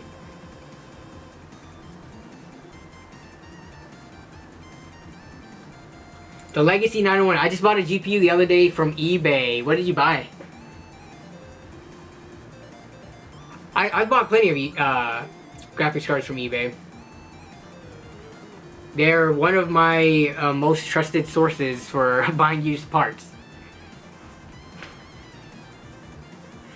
So are we done with Newegg? No, I like Newegg still. Dude, again, I'm gonna say this, I've said it multiple times before. I think as awesome as Gamers Nexus is, as awesome as the work that they do, some of their investigative journalism really comes off as like drama baity, like clickbaity, drama-stirring hit pieces. And at the end of the day, though, their intentions are to help the consumer. So it's really hard to knock them on that. But there's different ways that you could approach it, right? Maybe they do have to be cutthroat and stir up the drama to get these companies to respond faster. That could be part of the strategy. But I don't know. I feel like a lot of things... Okay, let's not blame it on Gamers Nexus, actually. I take that back. Because there's two pieces to the story. There's the reporting of it, and then how you receive it. Part of it's on the viewers, and I mentioned this a lot in the past too. There are a lot of people who literally have like nothing to look forward to and nothing going on with their lives, that they have to surround themselves with this internet drama and like just dogpile onto it and beat a dead horse way after the fact. And I'm not saying you are by bringing up Newegg and stuff, but like with the most recent controversy, right? Asus and their RMA department messed up. Any video with Asus that came out after that, like I saw specifically, and I left a comment on Paul's Hardware, he covered the Asus booth. The majority of comments on Paul's Hardware's video covering new stuff coming out from Asus was people saying screw Asus, making stupid witty comments about their RMA and warranties and stuff like that. And it's like, dude, Gamers Nexus already covered it. They're gonna do the best to fix it. Can you not go on other content creators' videos and just flood their comments with stupid, like, unnecessary crap? I don't know. Companies will always brush something under the rug. They need to be publicly called out. They do need to be publicly called out. But after they're called out, the viewers don't need to then go on to every other content creator's video that might use that company's products and make comments about how bad they are. Like, who are you leaving this comment for? Let me go to Paul's video. Because that's where I left my comment after I saw that. I was just like, I have not done a proper how to... Here we go. So Asus Grand Tour. So Paul did this 36-minute video from Taiwan talking to JJ from Asus, who, you know, is part of marketing or whatever, doesn't have anything to do with the RMA and warranty team. Let's look at some of these comments. Get your money, King, but you can't have Asus without sus. Better not scratch those parts, Paul. Asus war on cables, war on tubes, a major one, war on warranties. Gone extreme by deciding to reject every warranty claim. Customer, my thumbstick stopped working under warranty. Asus, that would be $200 to replace your screen. Like, Steve from Gamers Nexus already covered it in great detail. He also set up a meeting with Asus in Taiwan to talk to them about it. Do we really need every single comment on Paul's video, not even relating to the warranty, and Paul already left a comment pinned talking about that he understands the situation. You see what I'm getting at here? People really like to raise their pitchforks and torches and make a way bigger deal out of something than it needs to be. Like, I get it. Asus messed up screwing over Gamers Nexus. You don't need to beat a dead horse to this extent. At this point, I think it's overblown. Like, way out of proportion. What's your favorite company? They probably have screwed people over on warranties and are still doing it to this day. I'm not saying it's right, but again, I don't know, man.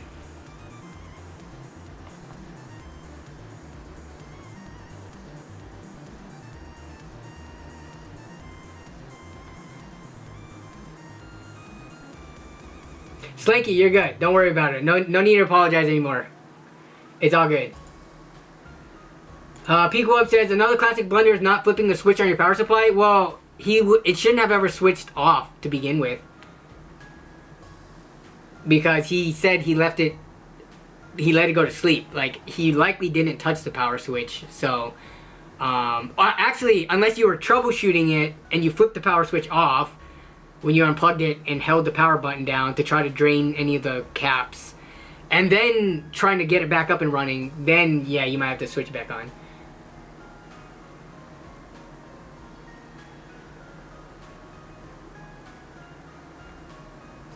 I mean, Asus has been known to have mediocre to bad warranty support since 2015.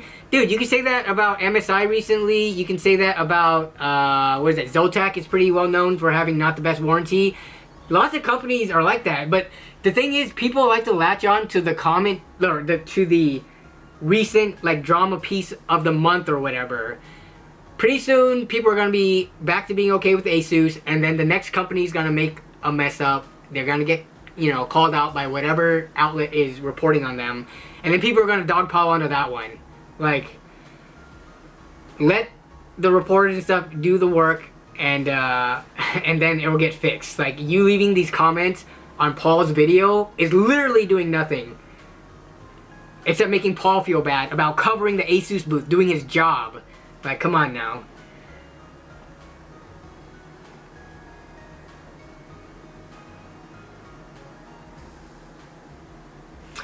Like I said, though, Gamers Nexus should do a 3-month, 6-month, or 1-year follow-up. I mean, Gamers Nexus mentioned that, like, when addressing the Asus thing, he did mention Newegg.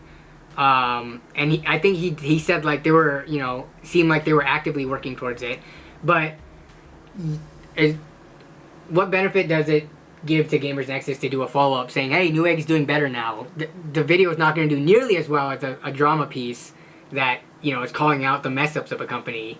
Doing a video following up showing the praise, it's going to get, like, a quarter of the viewership, probably.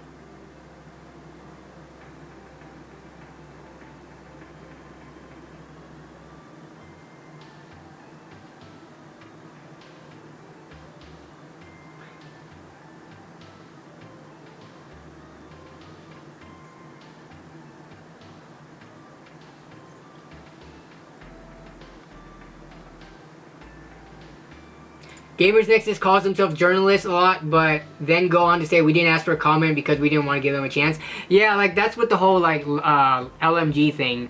To not reach out for comment, I think that was a pretty big mess up on Gamers Nexus' part. Yeah. I mean, I think they try to justify it somehow, but that's not how it works. Who called them out on it? Was it Wendell? It was somebody who was talking about it. I forgot who it was, but no, it was Dr. Ian Cuttress, actually. Tech Potato. Yeah, he also didn't agree with the way that Gamers Nexus handled that completely.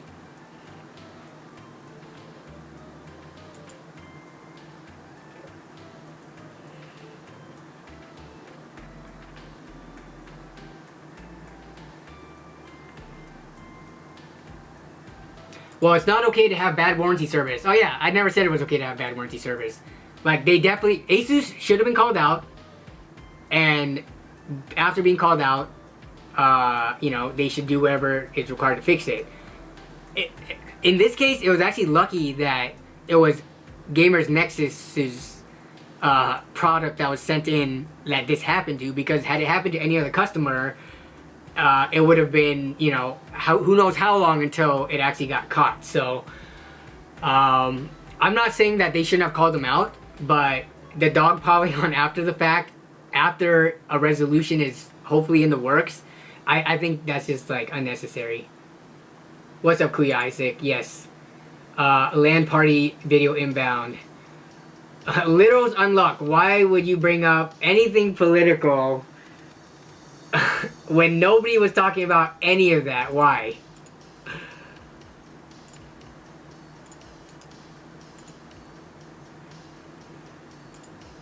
Clear rage bait? Like, why would you even do that?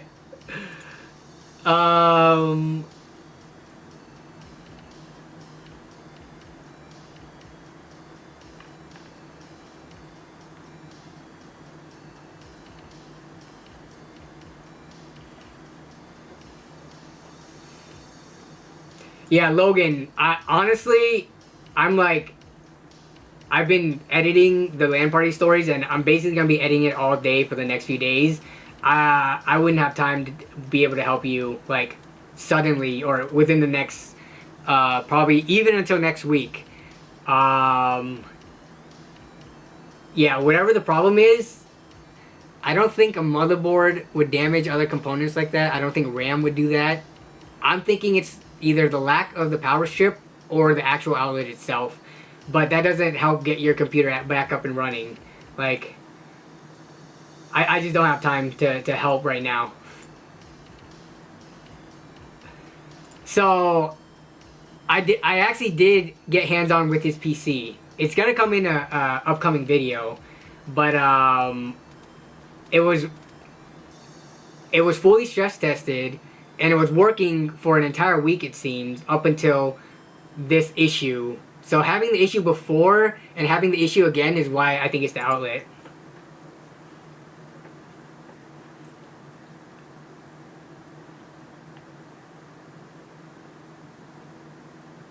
Casey Walls, I don't think I'm ever going to find a deal in my lifetime ever again like I did today. I'm benchmarking our 3080 Ti, that $275. Dude, that's such a good price. What? Wait, where'd you get that?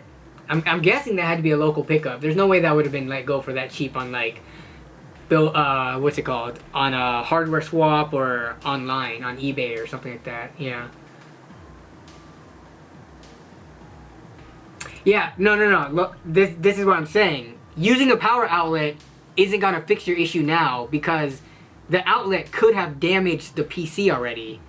So the PC is damaged now, potentially due to the outlet. So switching the outlets isn't gonna fix anything. That's the issue.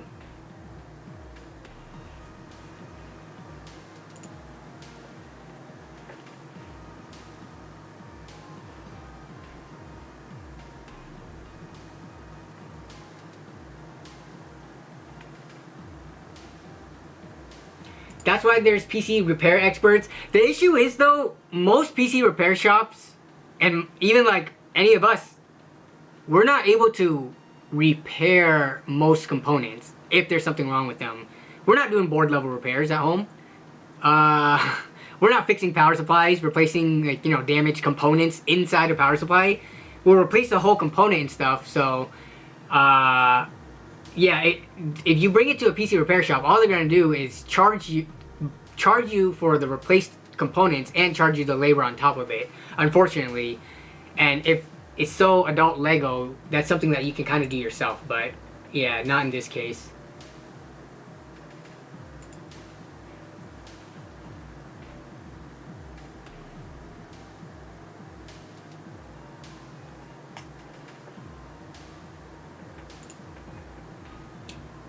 Literals unlock. What is wrong with my panel? I can't select it for some reason. Just straight up, put the user in timeout. Yeah, sure. Put the user in timeout.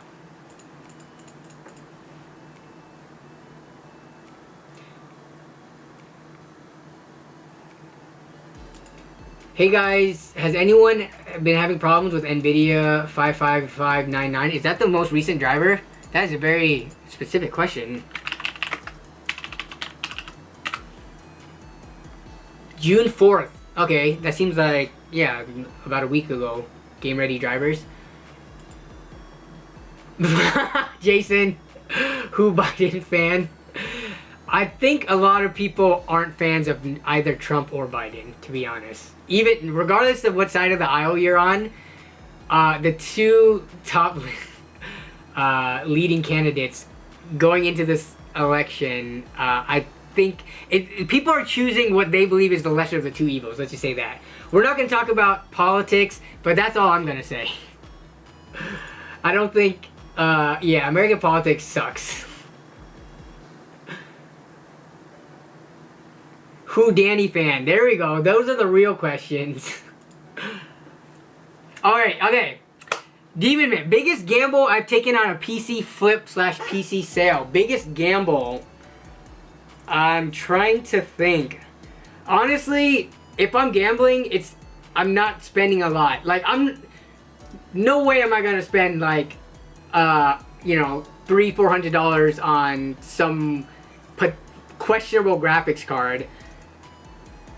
Off the top of my head, that's why I test things, so it's not a gamble. But thinking back, like, I bought like that mystery PC for like $100-something that ended up having a couple of issues on it. It just ended up being the power supply, so at the end of the day I still made off with like, you know, the budget motherboard, SSD, CPU and stuff like that. But yeah, I have not taken a lot of gambles, unless I did and I can't remember. Like that one time I was trying to buy that AM3 Plus motherboard from that guy that wasn't working. I asked him, can I take it home, and if it doesn't work, I'll bring it back. So that wasn't really a risk either. I didn't risk money and end up with a dead part. But yeah, I'd rather just not take the risk. Like, it's funny because I did that video about buying the mystery laptop, but at least the laptop was like in known working condition, right? From Woot. The laptop was at least known working condition. When I think of gambles for PC parts, I'm thinking like it might not work. And I just don't like taking those risks.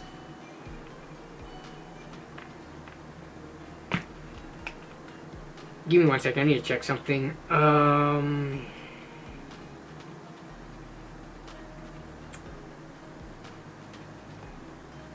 think no packages. Why is my front door going off like crazy and there's no packages? In my opinion, many laptop repair shops are shady as well. Like, they repaired my non-booting laptop and wanted to quote extra for replacing my heat sinks for better thermal performance. I said no. Your non-booting laptop. What repairs did they make on it? Did they give you like a detailed, you know, invoice? Like, hopefully it wasn't just like a software or like a hard drive replacement, which I feel like most people can do by themselves. But if they're actually doing board level repair, then that's different, right?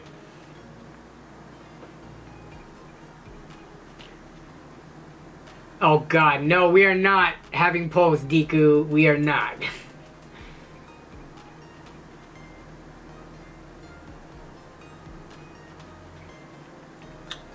David paid $800 for a 5800X 3060 Ti PC that didn't boot when they were testing it right in the middle of the GPU shortage. So GPU was worth $1,300. Took the risk. It was super paid off. I mean, if the GPU was worth the whole system alone, it didn't boot when you were testing it. How did you get it to finally work then? Was it just for some weird reason? Like, I had that too, right? Like in that one video where the graphics card, it was only a 4080 8GB, or is it the 4GB one? I forget. But it was $40. It was like showing 1 FPS when I did Unigen, and I just thought, okay, I'll fix it when I get home. But when I got home and tested it again, it just worked perfectly fine. So it was weird. But what up? Won my last volleyball game of the season. I got carried. So you were done with soccer, and then you played volleyball, Shauner? Nice. Keeping active. Buying a $125 1660 Super PC soon. Not just a 1660 Super. A whole PC. What's the rest of the specs? I mean, the 1660 Super is worth around that much on eBay anyways. Some people might say that's not a good deal, but if you get a whole PC with it, that sounds like a pretty nice pickup. Where can I get a Ryzen 5 5600X for cheap right now? Actually, Hardware Swap is usually a good place for that. You have to kind of snipe deals though. I think I saw on Hardware Swap, someone was selling a 7600 for $130 because they upgraded. No, it was 7600X, I think. They were actually in Washington. I was thinking about going to pick it up, but I already have a 7600X on hand that I can use if I need, so I did not. No, new video idea for you. Gaming on AM3 Plus. I gamed on AM3 Plus in 2023. Or was that in 2024? When did I do the video with the 8350? I kind of already did that video. It's Tim, he's back? No, man, I haven't seen Tim the cat for a while, unfortunately. I'm so close to reaching out to his owners and saying, is he okay? But I don't want to be weird about it. They're gonna be like, who's this person? Danny, are you still using the Intel GPU? Yeah, I am still using the Arc A770 right now in my system. I'm kind of, like, I don't know, I'm kind of tempted to switch it out for like a 4060 or something. just because I want to play with the NVIDIA streaming software, like the noise cancellation and stuff like that, more. But yeah, it's because, I mean, Intel, even though the performance is there, you want to talk about being like featureless, it's going to have even less features than AMD. But NVIDIA, for streaming, I think their noise cancellation is like crazy good. So if I throw in a card, I don't necessarily need a powerful one, but you know, getting one that does have AV1 capabilities, being around the same power level, but then having that whole suite of streaming software would be nice.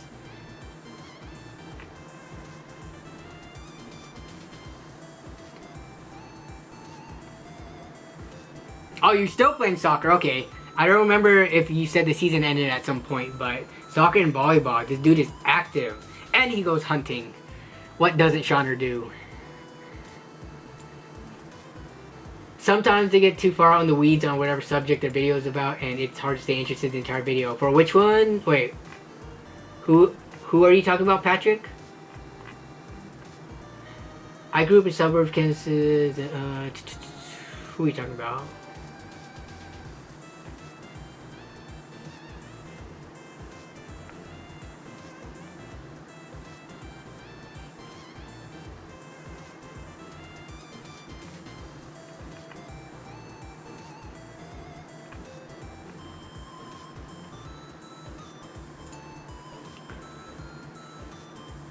Amazon Warehouse had a 5600X on hand for a 110 last week. That's actually a really good price.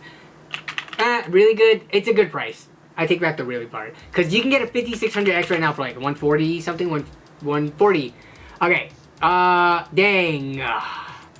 Yeah, so the used disc, I mean, you could get, it's funny because you could get used 5600X for 120 or used 5600 for 118. So it's a $2 difference there. So you might as well get the 5600X. But there's a bigger price difference between the new parts by about, what is that, $19? But yeah, 110 would be a decent amount of savings. And the 5600X, you know, for a $100 CPU, you can pair some pretty powerful graphics cards with it and make a good budget system.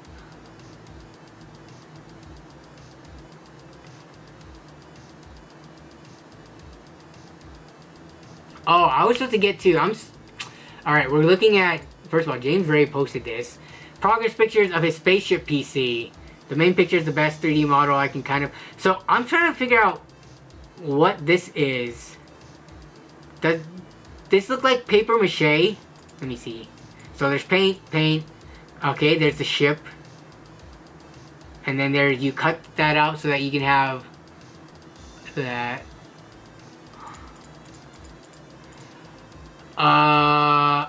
So I'm trying to figure out what this is. Is this covered with paper?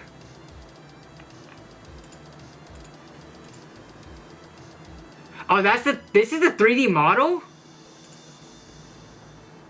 Why does it look like an artist, like a oil painting or something? You guys see that?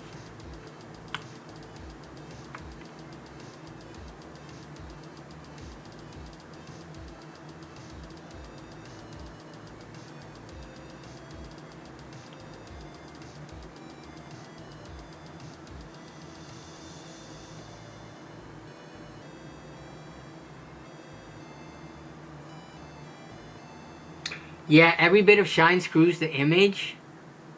Oh!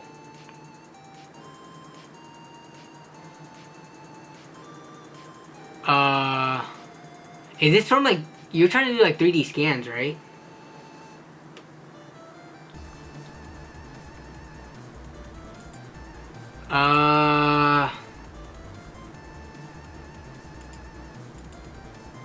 Okay. I'm still trying to figure out how this is all going to work out.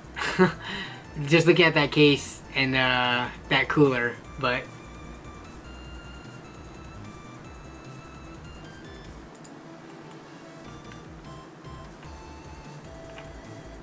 Okay, so Chris, what is it? I 3D printed open air ATX test bench and frame.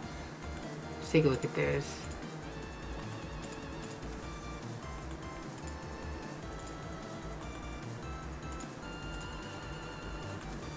So let's take a look at these detailed pics of this frame that Chris printed out.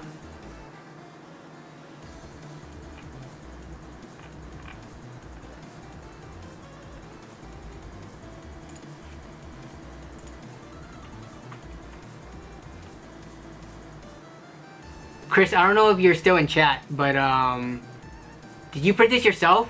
Do you have a 3D printer? I forget. Or did you get someone else to print it for you?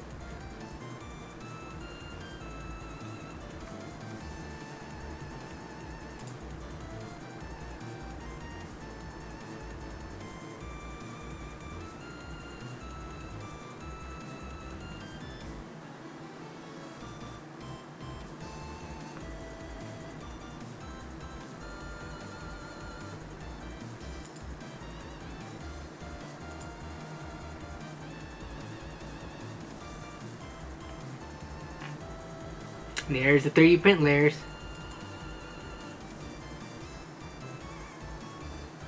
Yeah, this is pretty cool. I'm trying to look at if there's anything aside from the certain screws that and standoffs he needed to put in. I'm curious how it looks like he glued or something these the standoffs. I wonder if he drilled the holes, or 3D printing holes into designs is like a big pain. So I wonder if he just did it like, you know, printed it full and then drilled it after the fact. But yeah, trying to get holes, it must have been drilled in after the fact, because you don't see any concentric patterns around the holes. Or maybe you do. No, okay, I do see it. I'm trying to see what the print pattern is.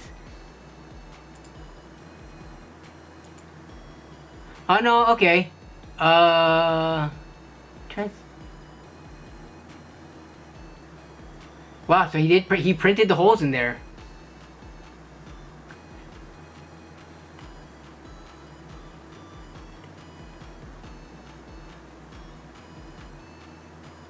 Logan, I can't give you an answer as to when I could come help you work on it next. I'm thinking sometimes next week, but yeah. Shoot me an email. I'll see when I can find time to do it, but I can't make any promises. Like, again, I don't do just willy-nilly free tech support for everybody. I know I help you get your PC back up and running, but for it to be ruined a second time or potentially damaged, this isn't something that I can just do like infinitely. But we'll see if we can figure something out.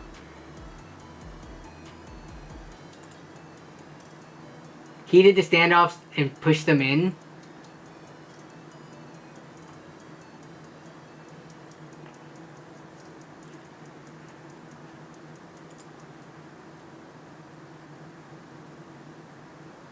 I hear Intel i9 13th gen overheat. Is it true and stop working?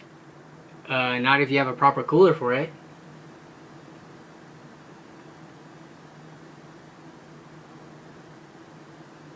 Is that an ongoing issue with the 13th gen?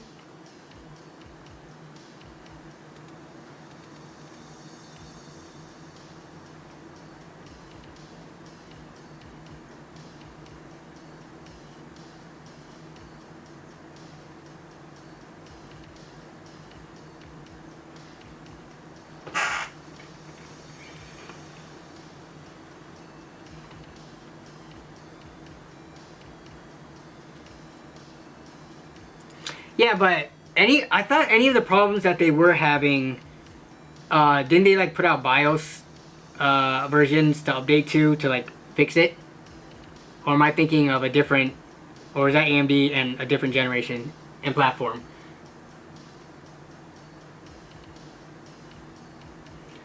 '13th to 14th, yeah. So you can get that the contact frame to get a better mounting, I guess, evenness, better just contact.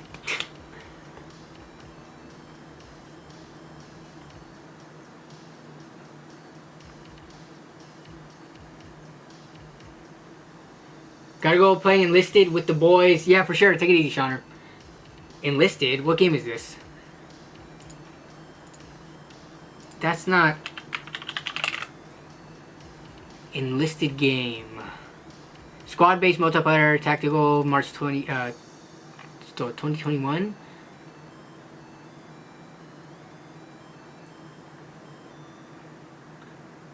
It's like Battlefield World War II. It's free to play. Nice.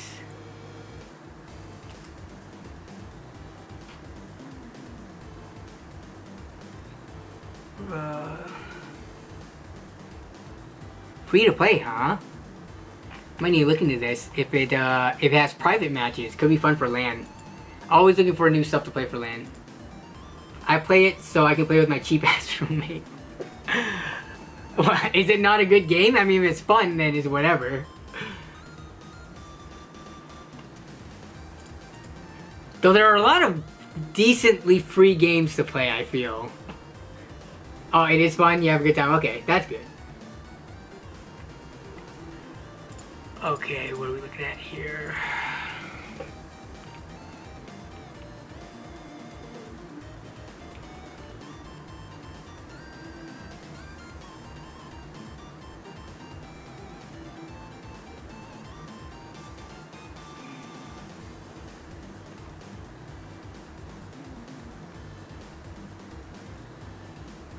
Patrick McGovern says, I've done soldering and some blown. So I do want to start trying to get into like the basics of board level repairs. You know, like start poking parts with the multimeter, trying to figure out if I could see like what component is on its way out or has already failed. And then, yeah, maybe trying to replace like some of the bigger, less micro soldery components. That stuff fascinates me, but the amount of like knowledge you have to, there's a lot of channels that kind of teach that stuff, but it's just like anything. When you start off, it's like a fire hose of information going to your face. Plus you need like the blueprints or schematics for specific boards sometimes to start poking around, but the information is for the most part out there. It just takes a lot of time to sit down to learn and digest. So that's something I've been wanting to get into. So I've been looking into like all the equipment I can get to do that. Do I play Naraka Blade Point? I have played Naraka Blade Point. How many hours do I have in that game? Not many. I was playing it actually with I think Jason. Did you play that too? If you're still there, or was I only playing that with Drew? Naraka Blade Point. I have 2 hours in it. I have played maybe, I don't know, like that's like 4 matches worth, but yeah.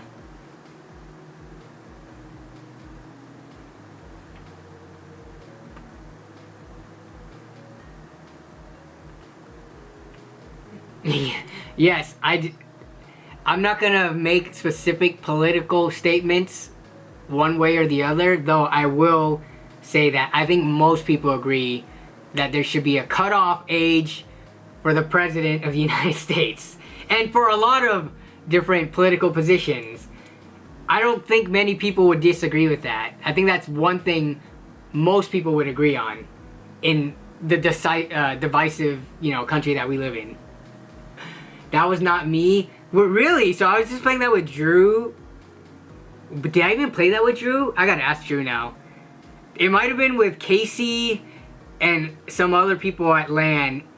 And Drew and Casey are the same person to me, so I confuse them sometimes.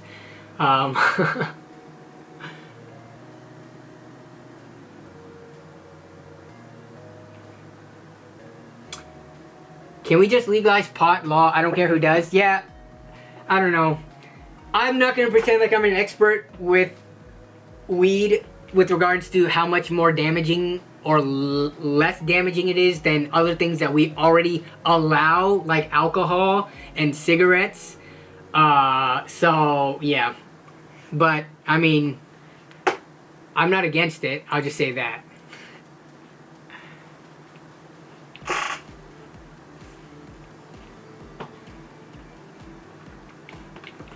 Alright, it is almost 7 p.m. Let's see. Yeah, I need to get back to editing the LAN party stories. I'm gonna be pulling some late nights getting it done.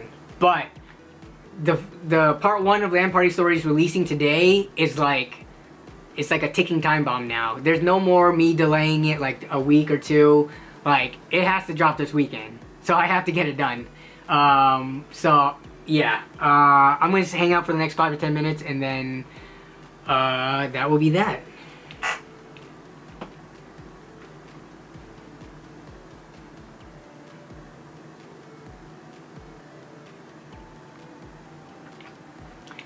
Favorite gaming moment at the recent LAN party? Gaming specific moment? The issue is, I need to go back and review the footage to be reminded. I know we had in Pico Park, Jason's favorite game. We were on the stage for like the longest time, and I swear the footage is gonna be like an hour long. So it's not gonna really showcase how frustrating it was to beat the level when it's edited. But I remember the relief that we could finally shut the game down when we beat it, as frustrating as it was. Have I played Power World? We didn't play Power World actually at this LAN. I was excited for it because Power World is new. But yeah, not as many. There are some people who are interested in Power World in the LAN group, but not the whole LAN group. So we need to do a mini LAN for Power World where we get together and like it's not official, and some people do remote and just play Power World for a whole weekend straight. I put, how many hours did I put into Power World? Because I played Power World first on the Game Pass because it was free, but then I eventually got it for Steam. I put 53 hours on Steam, and I probably had like 30 hours on Game Pass. So not like a ton of hours on Power World, because that's a game that I think would be more enjoyed playing with other people. And the group that I was playing with, I think kind of, after, you know, everyone kind of reached endgame, tapered off really quickly. So, but revisiting it, doing a fresh server would be fun. Pico Park Law, my girlfriend likes that game. It's a fun game, and it has a very cute aesthetic, so I can understand why. I bet those LAN parties put a hurting on the power bill. Actually, not so much, because power costs by state. I pulled up this chart before, but electricity in Washington is some of the cheapest. Let's see, gigawatt per, or is it kilowatt per hour? Not gigawatt, kilowatt per dollar rather.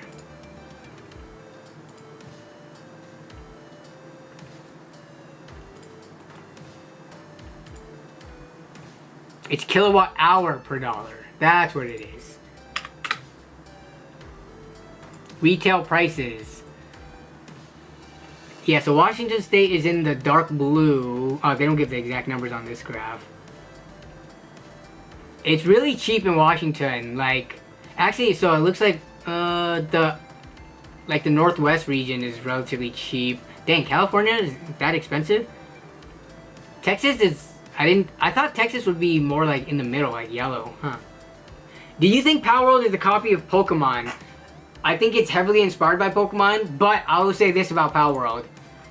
They made a game that everybody wanted Pokemon to be. And Pokemon has had how many years in the making? How many 3D games has Pokemon released? And why are they all complete garbage in comparison? Is the next Pokemon 3D game gonna be as, in terms of like mechanics, as fun and exciting as Power World was? The way that Power World, like the way that they implemented the capture creatures with a spherical object and using them to fight, they did it really well in my opinion. Pokemon, I don't know, I think they kind of got lazy with how just no matter what, people will buy their games. And this isn't exclusive to like the Pokemon franchise. Like you see this in at other companies and stuff too, like Blizzard and stuff like that too, right? They built a reputation over the years up to the point where people are gonna, no matter what, reserve their games, pre-order it, and buy it day one, even if it's complete crap. So, anyone hop on the recent Fallout game hype? Been playing 4 again. Yeah, I started playing Fallout 76 a little bit before the show came out, but then once the show came out, I revisited it, and I put a ton of hours into it. Some of them are AFK hours, but I have like 600 hours in Fallout 76 total. But yeah, I'm enjoying the crap out of Fallout 76. I feel like it's a really good game. But I think a lot of people still, they have been bitten by how horrible it was at launch, that they don't want to give it a second chance. But it is a completely different game now. House 76 I've never played. I think it's good. You can buy gray market keys of it on Steam for like, for Steam, but gray market keys for like, I don't know, $5, maybe 10 now that it's become more popular. Or it's on Game Pass for free. I've been thoroughly enjoying it. Hazard Me says, I've been playing 76. Like I got level 160 something on the season pass. And the new one has a really good survival tent that I really want, so I'm going to be grinding that out. But yeah, I think it's really fun. See ya, Roycey Poicey.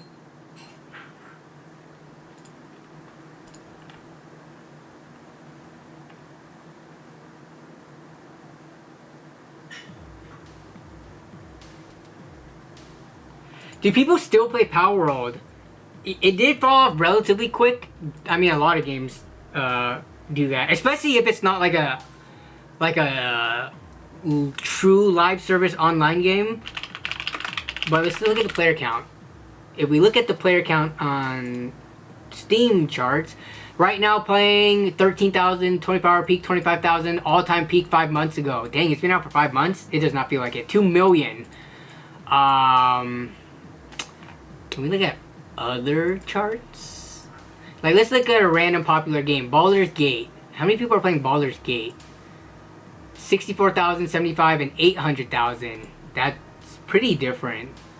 Grand Theft Auto 5, surprisingly, is only at 60,000 right now. I thought GTA 5, especially with the mods and stuff, custom servers, was more popular. GTA 5 Steam charts only peaked at 364,000. That's kind of crazy, right? The scale between Power World, which felt, I guess, looking at these numbers, you can say fell off kind of hard. Versus a game like GTA 5, which I feel like, I mean, GTA 5 was super fun, whether or not you played online or just like the story. I thought, you know, excellent game. To not even peak 1 million, and I know they're on other platforms too. Like, you can buy it not on Steam. You can buy it on, now it's on Epic, and you can just buy it through Rockstar Launcher, but still, I would have thought the Steam numbers would have been higher.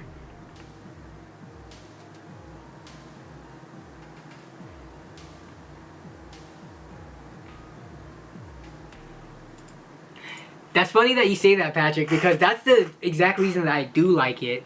Because after playing Fallout, like 3, New Vegas, 4, not having online, I've been wanting that game in an online, world. Which, I feel like you can play Fallout 76 just to do the main stories and some of the side stories if you want, and play it mostly single player. You'll see other players around.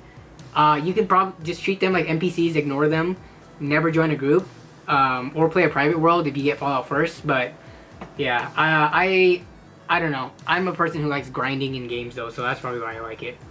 GTA 5 dead game. I hope GTA 6 is as successful in its online version as GTA 5 was, going on for this many years. And like, just, constantly providing free updates. I think that's the big thing. GTA 5 never had an expansion that you had to pay for. I mean, there are things you can pay for in the microtransaction shop, but all the major updates and stuff like that, completely free. You buy the game once, you're done. Unlike freaking Diablo 4, who already released pre-orders, I think, right, for their next expansion. It hasn't even been has it been a year since Diablo 4 came out? Was it July? Or what month was it? But anyways, Diablo 4, for how poor it performed in the first few months, essentially announcing an expansion even before a year is up, I think is a slap in the face. Like, and Diablo expansions don't even feel like real expansions. They just feel like big patches. Like when Reaper of Souls came out, sure, they changed a bunch. They added one act, and they added a character class, but you could do that in a major patch. You don't need a new expansion $50 game or whatever. I don't know. Just me complaining. Robert iFix is literally buying a CyberPower PC pre-built in a parking lot right now.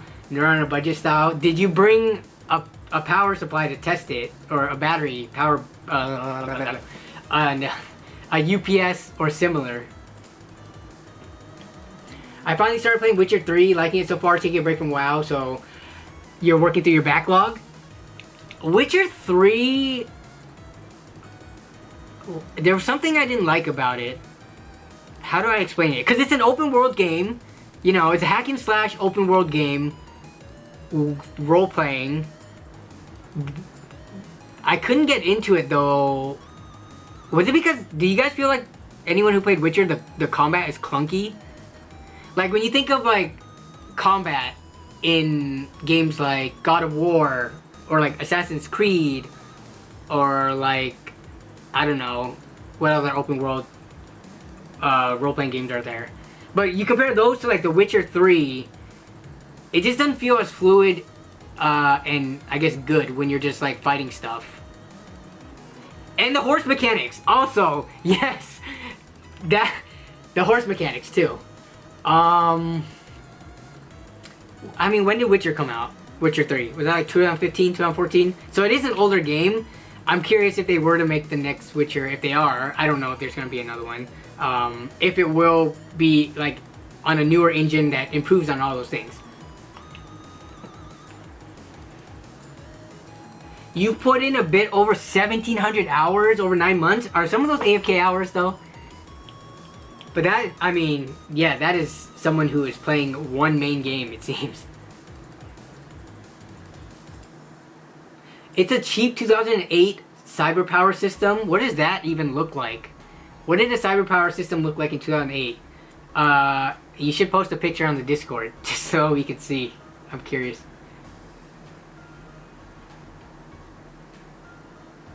Witcher 3 was definitely clunky with combat, but the story kept me hooked when it was released in 2015, and I put 110 hours into it, but I never went back for the DLC. Yeah. I could just never get into it. Something about the world, too. When you think of open world, The Witcher 3 felt a little bit more like a flat map, which, for me, I don't know why that kills the immersion for me. Like, I think WoW ruined me. Like, for how old of a game WoW is, the map being as, like, 3D in terrain as it is, like, there are actual hills and mountains. Witcher 3, everything is kind of like on a flat plane almost. Sure, there's like some humps and stuff you go over, but it doesn't feel as grand, which, why should that matter? Well, then the gameplay should matter, and when the gameplay feels clunky, that's my complaints. I don't know. Oh, 2018. Okay, never mind. Not 2008. Yeah. Big difference. Not a huge fan of the combat, but the story is pretty engaging.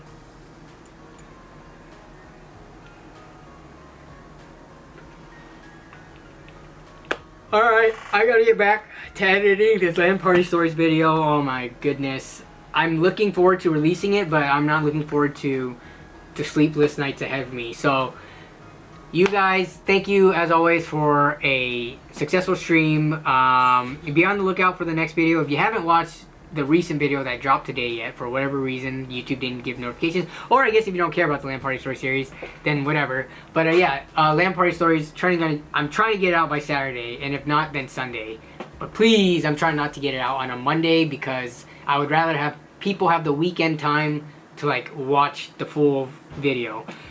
But you guys have a great rest of your evening, have a great rest of your week and the weekend coming up. And yeah, I will see you all either in the Discord server, in the comments of the next video, or next week's stream. Same time as always. So have a good night. See you guys.